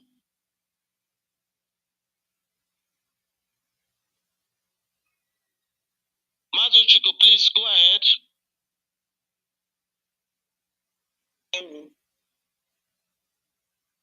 I will give you options, 2 platforms.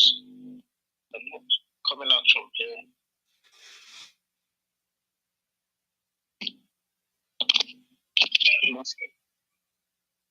Mazi Ochiko, can you hear me now? Yes, Mazi. I can hear you, Mazi. I can hear you. Go ahead. Okay.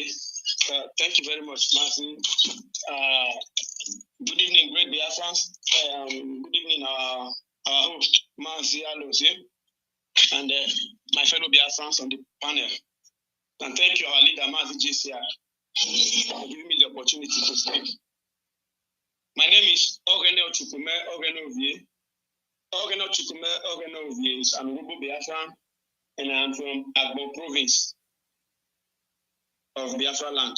Agbo province is in Ethiopia local government area of Delta, in Delta state of current day so-called, what do you call it, South region, but I don't recognize that kind of identity. So before I proceed, Mazi, let me extend my greetings to our leader, Mazi Nnamdi Kanu, who has shown us the way, who is our leader, and who is leading us to our freedom. We say, Chukokike, Ogeno Lisa, Ogeno Ovie. Osoludu will continue to guide him, will continue to keep him strong, will continue to give him strong health until the day Biafra is restored. And he said, yes, Mazi, thank you very much. So let me just move on to it quickly because I'm actually a bit occupied today as well, but I will try and do the much I can. Before I move on to the topic proper, because I don't know how my time will go, but let me just chip in, Mazi, in response to a question you asked, I think you asked Mazi Joe Agafe, yes? You asked him a question which I actually took a lot of interest in. You were asking about why is it that Britain? Is it just that they are, I think that are they just greedy? Are they the only people that are greedy, or is it just a Caucasian thing to be greedy? And I really loved a lot of the response you gave, a lot. But I want to also chip in something into the question you asked. And this is what I have to submit, Mazi. You see, part of the mistake that we have made as Africans now, as Biafrans particularly, and as Africans generally, over the years, maybe by the reason of the kind of programming, the kind of miseducation that we have received growing up, Mazi, we tend to have a very weak understanding of how creation works, of how life works. The reason why I'm saying this is I think Mazi Idudu made some very strong points as well to this regard when he was telling us that in truth, the way these people they actually look at us, they don't even consider us to be human enough. That is very correct. But I will still take it a step further and submit that what these people do, as barbaric as wicked as it is, this attitude of greed and looking at other people as being inhuman, you called it man's inhumanity to man, that character that they have, it's actually a part of creation itself. It's actually the way this life has been conditioned to be. When our leader was teaching on Radio Biafra some time ago, and he made some statements that in order for us to actually be able to get our freedom, that we will have to develop the mindset of the Afghans. I don't know how many of us can remember that particular broadcast, but he made a broadcast and he said, if we really want to, save ourselves from this quagmire that these people that we have found ourselves, basically, that we will have to develop the kind of mindset that kept the Afghans to be able to endure 20 solid years of American occupation with all of their military might and power, but they were able to stay and just keep on fighting, even though they were dying, but they kept on fighting, and eventually they prevailed. And what is that mindset all about, Mazi? When you look at what these Europeans actually did, it's not easy. Sometimes we will just have to, first of all, give it to them that for a people in 7,000 kilometers in faraway Europe to be able to give themselves the confidence that, look, we can go to Africa, to their own homeland, and deceive them, manipulate them mentally, and subjugate them mentally before the physical conquest. Because before the physical conquest came, they succeeded in manipulating us mentally. Because if they had not succeeded in manipulating us and defeating us mentally, they couldn't have defeated us physically. So for them to have left Europe and come to Africa and manipulate our brains and subjugated us mentally and then went ahead to conquer us physically, they actually did a lot of things which we must study and understand what kind of mindset actually drove them, and that is where I'm coming from. If every time I get the chance, I don't miss, National Geographic, I like studying from the animals in the wild. So, for example, when you take a look at a lion or a lioness in the forest, or in the jungle, or in the desert, in the desert or in the jungle, Mazi, you look at the lion or the lioness, you look at a small deer or a female deer that gives birth to a child. You will see a lioness coming to pick the little baby of the deer and give it as food to its own little cub. To you, the neutral person watching, what comes to your mind? You say, well, this lioness is being heartless because she's going to take the little baby from the deer to feed her own little cub. But in the actual sense, if the lioness does not do that, what happens to her cubs? They die off. On the other hand, you feel sorry and you feel pity for the deer that after laboring to carry pregnancy for so long, it has given birth, and the baby she just gave birth to has been taken away from it.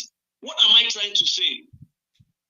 I would rather be the predator than to be the prey.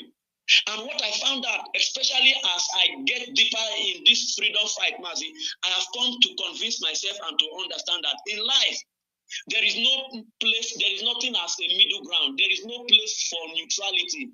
In this life, if you say you are just a gentle person, you don't want to hurt anybody. I think Mazi Jonathan used to give a teaching of if you are too peaceful, you actually become the prey. So I'm not trying to advocate unnecessary violence, but we must understand the kind of mindset that we need as Biafrans to be able to fight this battle and fight it to a logical end.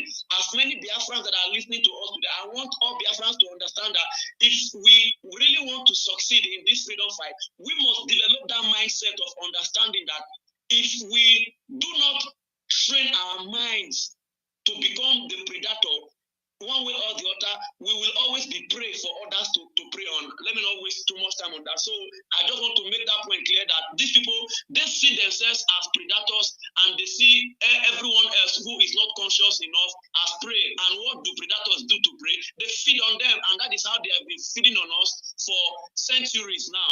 So I am challenging us as Biafrans that from the coast to the heartland of Biafra to the upland, we must re-engineer our thinking, our psychology, that rather than being the prey, we must train ourselves to become the predator and not become prey to other people. So that is where I will leave it, Mazi. So while we continue to call them out, we must train ourselves to that point of knowing what it means to survive in this world. After all, one of the basics of the Darwinian theory said that the weak will die off, the strong will continue to procreate and continue to their lineage will continue to grow. Let me quickly move on to the topics. The first one says BBC distraction gimmicks. Focusing TB Joshua is a decoy to taking attention and all of this. Yes, of course, Mazi, it's very obvious now. Like my brother Mazi Didu said, we have become so. I think Mazi Nnamdi trained us so well that, like I said on our program on Tuesday, that before they even carry one step, we already see 10 steps ahead. We already see where they are heading to, and that was why when that documentary came out, you know, I just smiled and said, well, these guys actually think they don't understand that we woke up years ago. So it's just a simple distraction. They will not come and do documentary in areas that matter. They just want to latch onto the social media enlightenment series, and part of their plan actually, because they know that the atrocities that took place over the Christmas period, over the Yuletide in Plateau State, actually got a lot of traction in the Nigerian space, especially on the social media cycles. So they saw the opportunity. After all, if you listen to the documentary very well, they actually made it clear that this documentary had been concluded since few months just before TB Joshua died. That's like going to 3 years ago now, since 2021. So you ask the question, why did they have to keep it all this while? In fact, they actually shot themselves in the foot by admitting that this documentary was ready more than 2 years ago. They did not release it, and then they had to wait for an opportunity where they feel it can cause maximum impact, which is essentially to cause distraction. And of course, there's no saying that a BBC documentary, no matter how crafted, will distract us. If at all that was part of their intention to distract us from what we are doing, from our call, our demand for Mazi Nnamdi Kanu to be released according to the Nigerian law, then they are heavily mistaken, because no amount of distraction, no amount of concoction that BBC or any other news media around the world can concoct, if the Nigerian media and all of their machineries, they could not distract us from this noble cause, from demanding for the unconditional and immediate release of Mazi Nnamdi Kanu. Then who is BBC? I mean, that's just too childish of them to think that they can actually do this or distract us. It's not possible. And I think in just that order, we see that I think Mazi Idudu was asking, we have BBC Hausa, we have BBC Yoruba, we have BBC Igbo, and all of them, even BBC Pidgin. for how many years of sustained Fulani terrorism across Nigeria, from the east to the west to the north, to the south to the north? We have not seen anything like a concerted or a deliberate attempt by the BBC or indeed any of the international media organizations to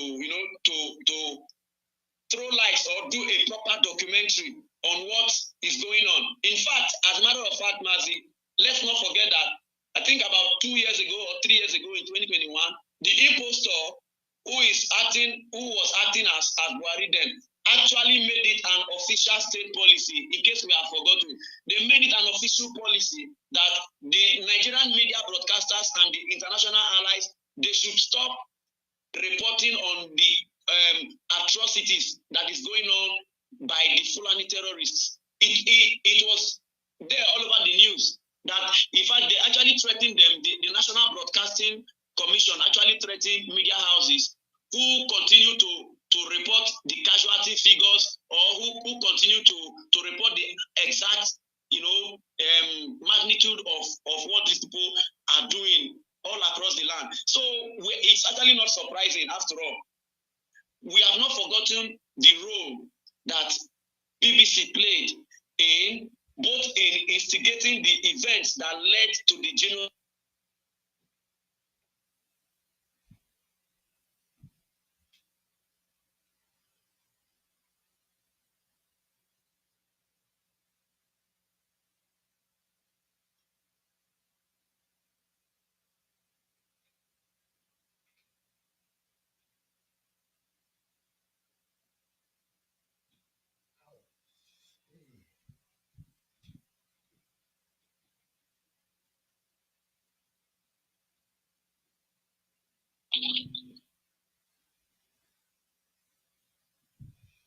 Hello, Mazi, can you hear me?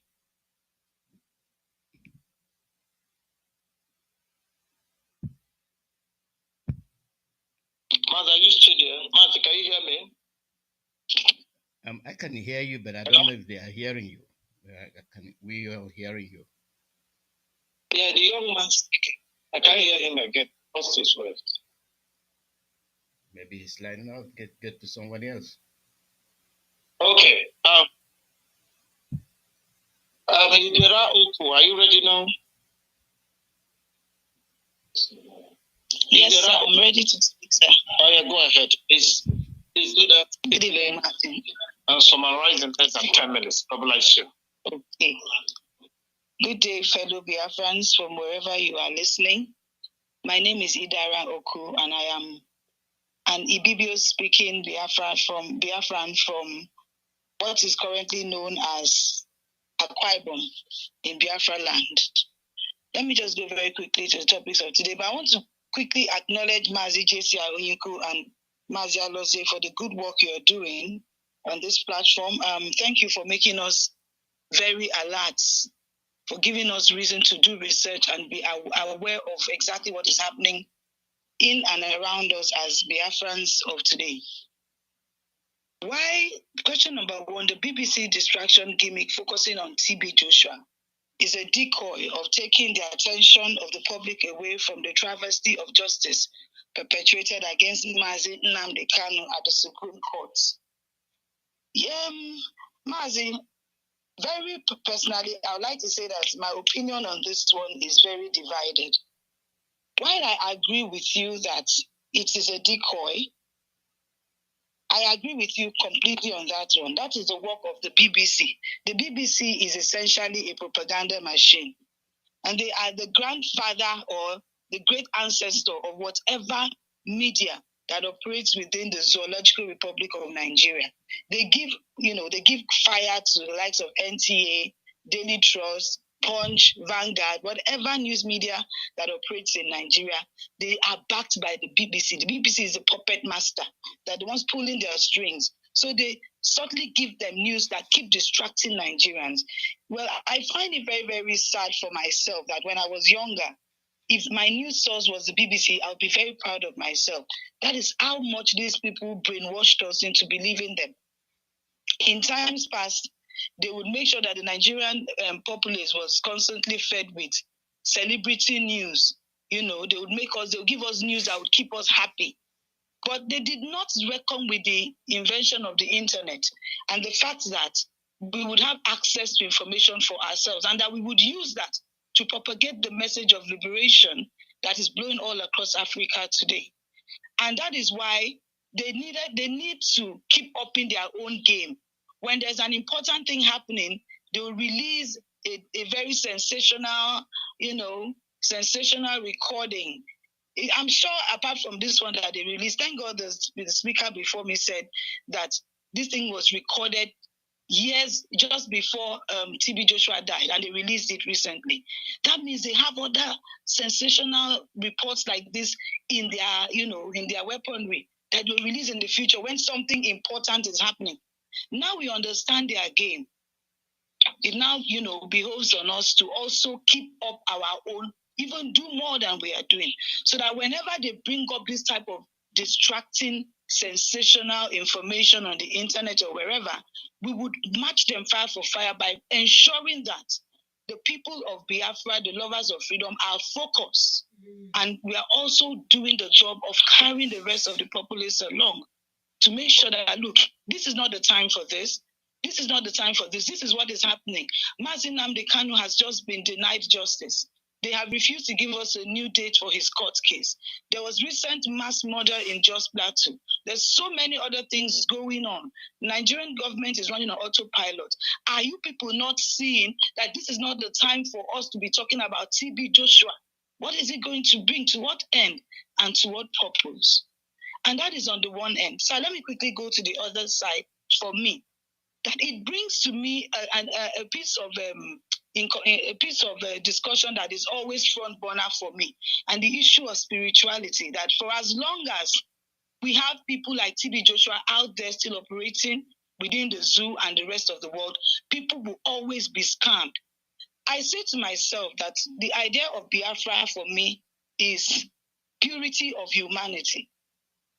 And in Biafra, I hope that we will be able to live as godly humans. That is, invoking our own spirituality rather than the foreign spirituality that was sent to us, which I don't want to go into the area of religion. But let us look at this story of TB Joshua against the backdrop of what religion has done or not done to Nigerian society. And that is where my opinion becomes divided. That maybe we need to that thing needs to be brought to us constantly. That it is time for us to stop seeking external validation by any type of spirituality that is alien to us.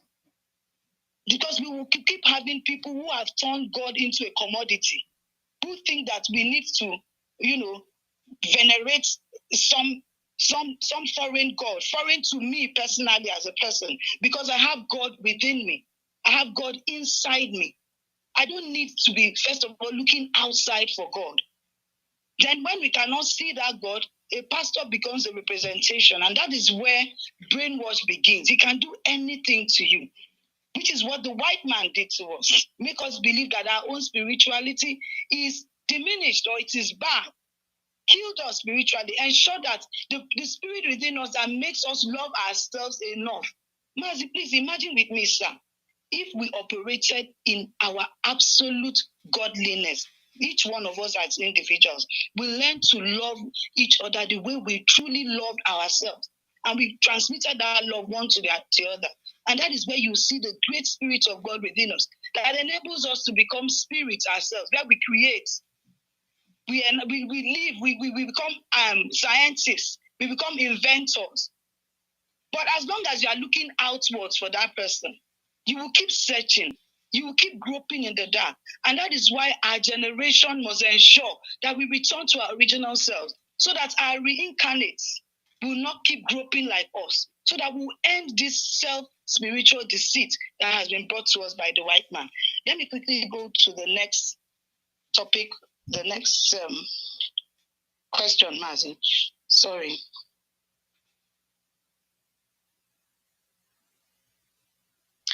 Why is it that the BBC does not make any documentaries on the atrocities in the zoo, election riggings, judicial frauds, Fulani jihadist Islamization and Fulanization massacres happening every day unabated.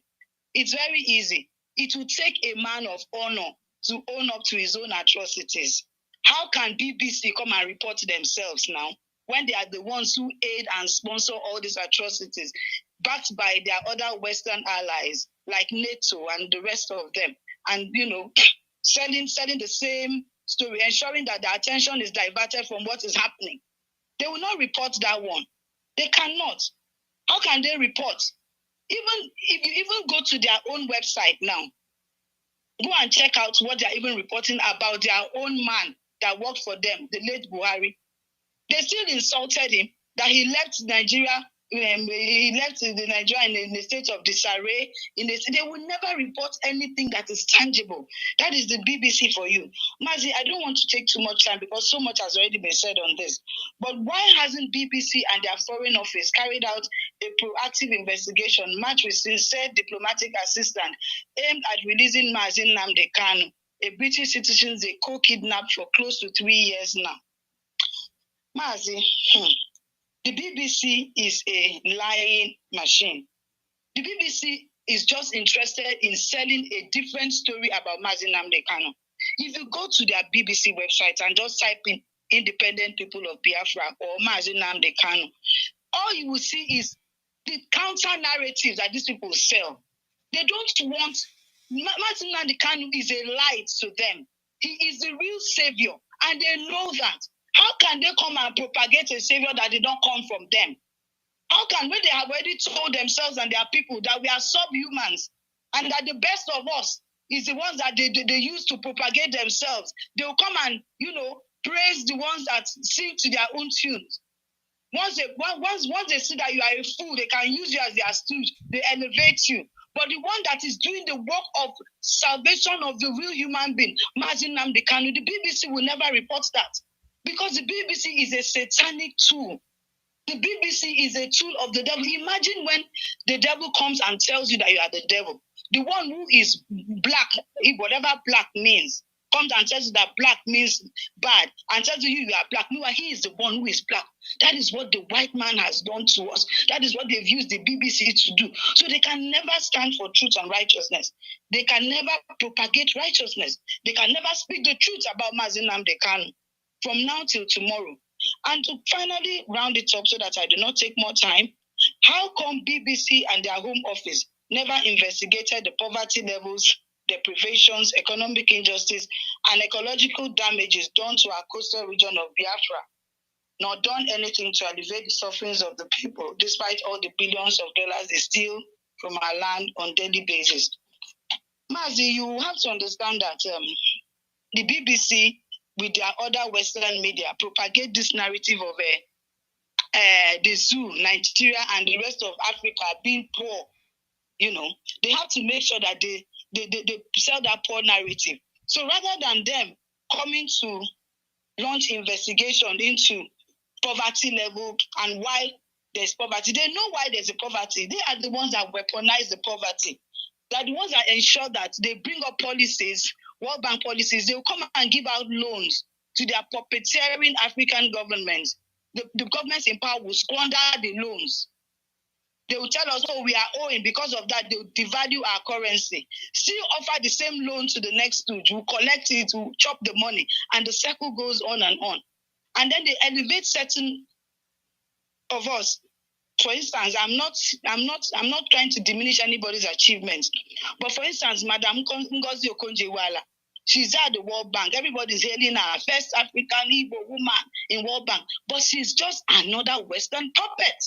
She's just there, working for them. She's their slave master in the modern era, ensuring that she helps them to propagate policies that will work against you. I think the BBC will come and investigate that when they have the master plan to ensure that you people remain poor.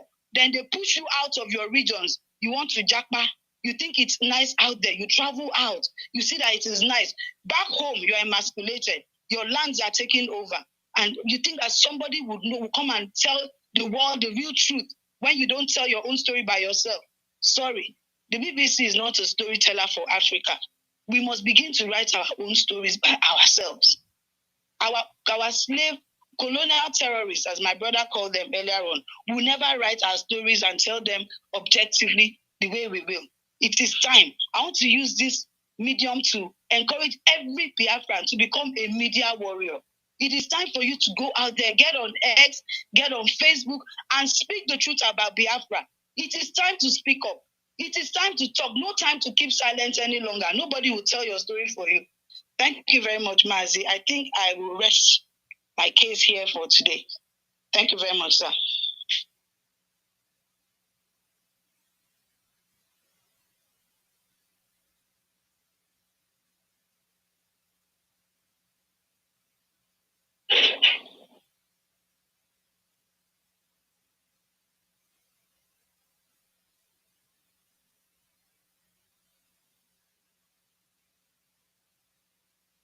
Oh, well.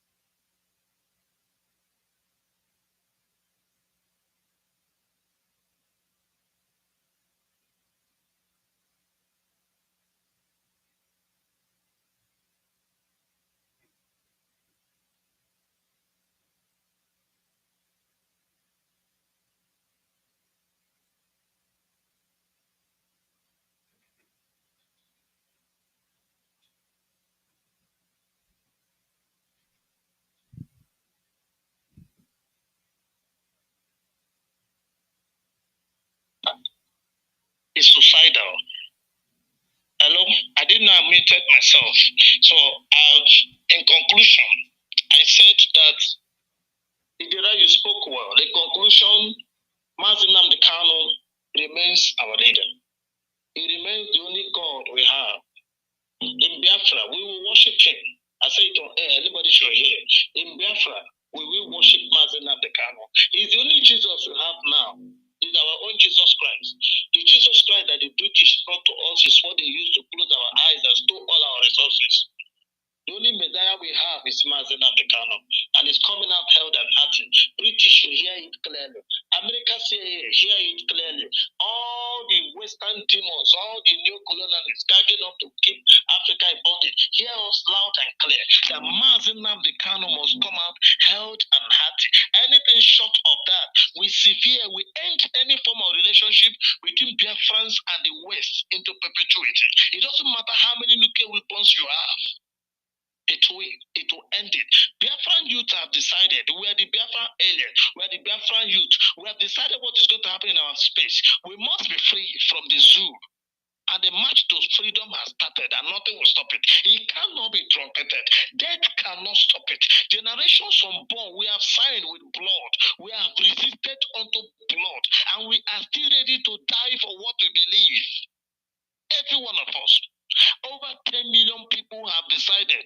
Over 10 million youth are ready to die to get Biafra. So anybody that comes between our way will fall. Anything that stands between us and Biafra will go down. Mazi Nnamdi Kanu is the only leader we have.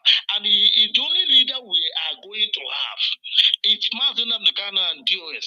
Anything that is not from DOS is not part of Biafra arrangement. Anything that does not fall under POS. Anything that it does not come under the auspices of DOS, Mazi Nnamdi Kanu, is not for Biafra. And that thing will not be recognized in Biafra land. Not today, not tomorrow. So anybody that's planning any nonsense that is inimical to the health of Mazi Nnamdi Kanu, want to end the relationship between Biafrans and the West forever. Forever, I say. So everybody remain focused. Biafra is coming. It's not negotiable. I was thinking, and maybe I was wrong. I thought again, the distraction with TB Joshua documentary was because TB Joshua enslaved a few Europeans, a handful of them in that story, in the storyline. But now I begin to see the real reason why they are doing this. An Igbo woman is now leading synagogue, so the place must be pulled down, probably demolished, so that Tinubu will take over that property and add to all the ones he has stolen so far. So maybe that is probably the game. We don't know yet. This is a warning to other Igbo leaders, other Igbo GOs in Lagos. Relocate your headquarters now before it becomes too late. Mike Okonkwo and your likes, those in your ranking, start thinking home, because where you are doesn't belong to you. All this nonsense, all the zoo mentality, because many of you that drank Fulani milk, many of you drank Western milk, in the zoo in Lagos, back in the days when I was in Lagos, most of the milk that sell are from Holland. They're not from Fulani, they're from Holland. So all this foreign milk, all the new colonies milk, what they put inside you don't know that you drank, that make you to believe in a system that kills you. You don't want to think home. You are comfortable being in Lagos. Whatever it is, thank God that Tinubu is helping you. By pulling down your properties is affecting your, the way you reason a little, just small. So now we are advising you officially, start thinking home. As they want to remove that Igbo woman, that Biafran woman, that is in synagogue now. They want to take over the place. That is the real game. It's obvious now. I can get the clearer picture. Others learn from it and start thinking home. When the man in choosing was expanding in Egypt, they start attacking him. They became jealous at his expansion. They weren't jealous at Mountain of Fire expansion. The expansion of Oyedepo didn't threaten them. The expansion of Adeboye never threatened them. But the moment these people from Biafran, once you cross on those states down, they know you're a Biafran. Even those of you that don't know you're Biafran, they know who you are. Your progress threatens their peace. That is why the oppressed Moka, he moved his camp to Mbidi, to Imo State where he comes from. Is anybody threatening him there now? Does anybody disturb him now? Nobody disturbs him. All you Biafrans, think home. Start moving your church, because I know church is big business. Start moving your religious business and institutions home before they collect it from you. Lane before it becomes too late. They are bent on destroying everything you have. They are sworn to destroy it. Nothing will stop them. That is the only assignment that Tinubu has. That's the assignment that Showolu has. Anything you like to do with them, they'll put down that place and take over the property. That is what they are. I love some other input that have been made today is to educate our people. Our people must reason right. We must learn how to become the predator. We have been pre to the zoo for too many years. We are the pre to the Fulanis. We are the pre to the Yorubas. Look at all the business, everything we built in Lagos. The economy in Lagos is booming. All the markets in Lagos, 95% of all the markets in Lagos are Biafrans, Igbos, built by Igbos. Most of those places were slum before we came. They will demolish the market with short notice. How much you pay is inconsequential. They resell it again, and another Igbo man will go and pay. After a while, they demolish it. All your money gone. They'll bring developers. Who are the developers? Igbos. They will develop, collect your money again. They'll be recycling your brain for many years, yet you don't want to learn. Everybody wake up and start going home. Go and build your churches in Asaba. Build your churches in Bini. Feel free to build. Once you cross Ore, go and build your church. Anyone around there, you're safe. Because you're in Biafra land. Nobody will disturb you. Everybody start going home. DOS will not come to warn you again. No. All the warning have been given. Anything you hear any moment from now, take it and accept it that way. So today, on a closing note, everybody keep marching. Don't look back. Nothing will stop us. Biafra is here already. Nothing. It's sacrosanct. Nothing stops it. So nobody should be threatened by whatever shenanigans, whatever game. BBC is a British bias corporation. British bias corrupt institution of propaganda. Stop listening to BBC Biafrans. Thank God for social media. 1952, BBC started Hausa service to protect Fulani British game of giving powers to the Fulanis. They use Hausa language. They did that. When did they start BBC? Just yesterday. I was researching. I just went to check. When did BBC start in Africa? I saw that BBC Hausa service started since 1952. They didn't open BBC. They didn't open BBC Yoruba. They opened 16 more BBC stations just to walk down to make sure they crack down on agitation for Biafra. They all fell. That's why they threatened to close them. They were not profitable. The assignment they had was to dissuade, to make sure that Biafra agitation collapsed, and it didn't. So they saw at the end of the day that Biafra agitation did not go down. That's why they're angry with them. They have not stopped their disinformation, distortion of history. All the history in the zoo was turned upside down to make sure that you remain a slave. But thank God for Mazi Nnamdi Kanu. All of us that have been to Radio Biafra, we have drunk from the pool of Radio Biafra, and we have been liberated. And those of you that drank Fulani milk, that drank Western milk, which beclouds your sense of reasoning, which beclouds your sense of good judgment, you better start think the other way around. Go and hook up to Mazi Jonathan Chinedu. They can give you the clip of old teachings of Mazi Nnamdi Kanu. Hook up to Mazi Alozie Chukwemeka. They can help you so you can be free. These are pills we took and we got liberated. Go and take it and you'll be free. No amount of preaching, Holy Ghost baptism, speaking in tongues can free you from this mental slavery. It's Bible they used to bring it to us. TB Joshua has used his own small, made himself great. I don't know whether, because they said that when some people start living, all the foreigner that was running the ministry called disciples, when they began to know that this man is fake and they start leaving the country, BBC said for 2 years they've started these stuffs. They started these interviews with TB Joshua, whether he knew and fake is dead, only him and his God knew, or whether he knew the disgrace that was coming. So he wanted to die as a hero. That's a possibility, but we don't care. I don't want to know. These are not the things that drives us. Religion no longer moves me, even as a pastor. And when Biafra comes, we will rewrite our history. We will change our story. Any religious philosophy, any religious teaching that cannot be sold, interpreted in my language, in Igbo cosmology, in a Biafran cosmology will not make any sense to people like us. These games are over. All this your religious Western nonsense, all the new colonialist institution, whether it is religion, whether it is spirituality, whatsoever it is, if it's not anchored on our own domesticated way of reasoning, it makes no sense to people like us. Our people wake up. We have been brainwashed with religion for so many years. Everything is going down. I love what Judu said, that if it's anything that's not Catholicism is the so-called Anglican. And they're helping you to pull it down to tell you that they're fake. To tell you that all the things they brought through church are fake. They use it to work on our psyche, to put us down, to keep us in bondage. The same way TB Joshua could keep white people in that place. Hundreds of them. 85 South Africans died there. 85. British people were there. Americans were there. How did he brainwash them? Because he's calling Jesus before them. He held the Bible that the white man gave us, bequeathed to us. So our people, please wake up. They are taking all our properties. Now they've come to TB Joshua because the wife is a Biafra. So Wolu and Tunubu want to take over all the properties that TB Joshua bought. That is the game. So everybody wake up. We are going home, no two words about it. On the 20th, 26th, we are going to Urobo Nation. Urobo Nation will come up on the 26th. I appreciate all of you. Thank you for your participation.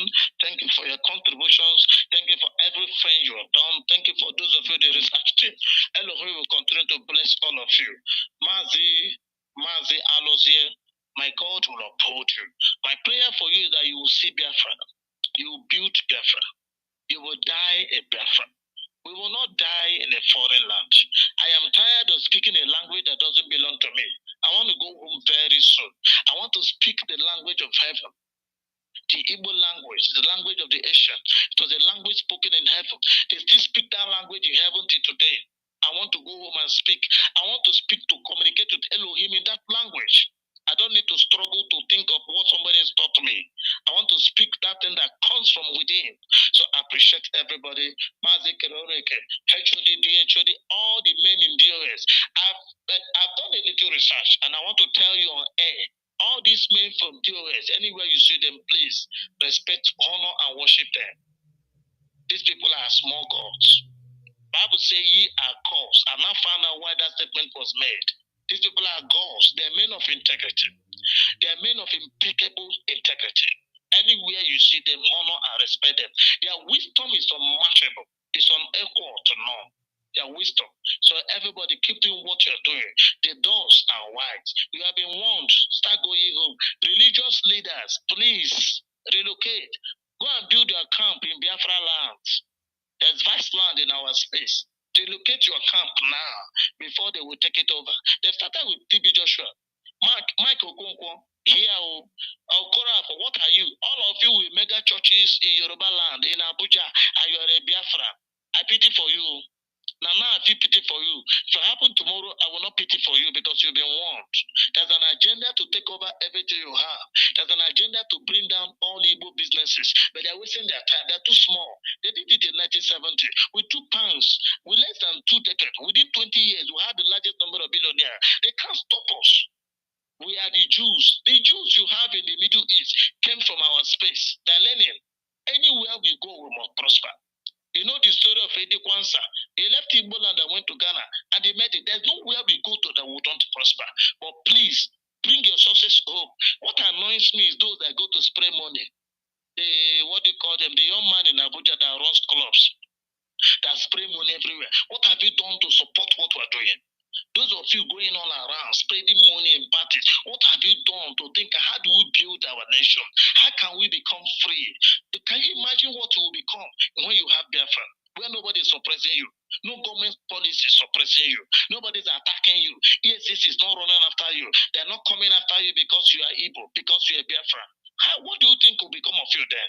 So let's begin to think right. Biafrans, Igbos, let's begin to think right. And the only way to realize your purpose, to be whom you are, God has created you to be, is to have a free nation. I appreciate all of you. Mazi, thank you very much, sir. Onye wani gozie gị, chekwa gị, gbaa gị mbọ, n'afa Chukwu okike abịa. Mazi, we're grateful. God bless you, sir. Ndewo. For me from here is good evening. Thank you, Mazi Ndewo. Wado, Biafrans, Wado. Everyone, God bless you. I appreciate all of you. Ndewo no. Omo Chineke.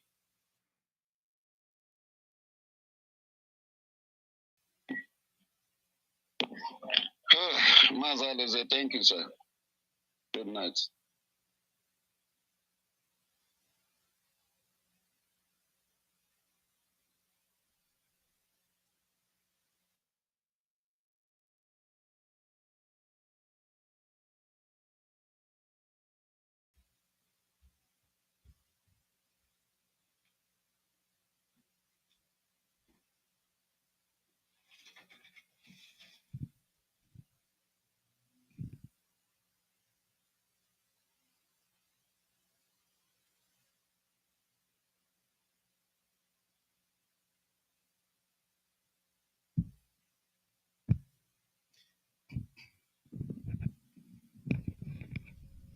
This is where we'll end today's program, and thanks to all of you. We'll host you all again next week. Thank you very much.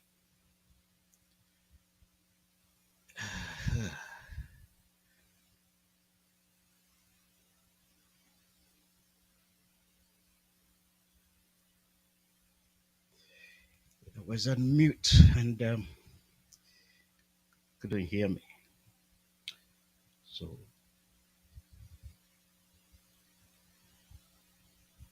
that's the end of the broadcast. Thanks to our listeners, and we'll be on the air again tomorrow with the women program.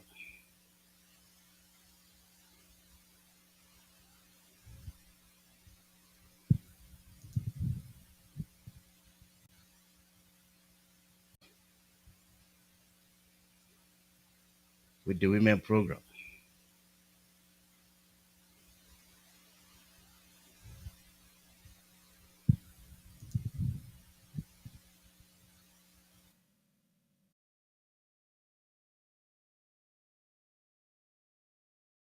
The women program.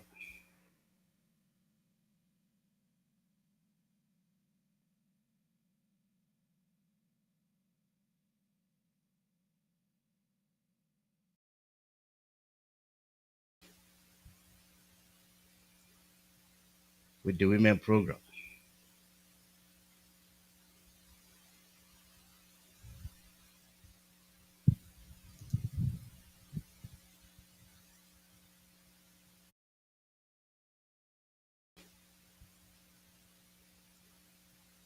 With the women program.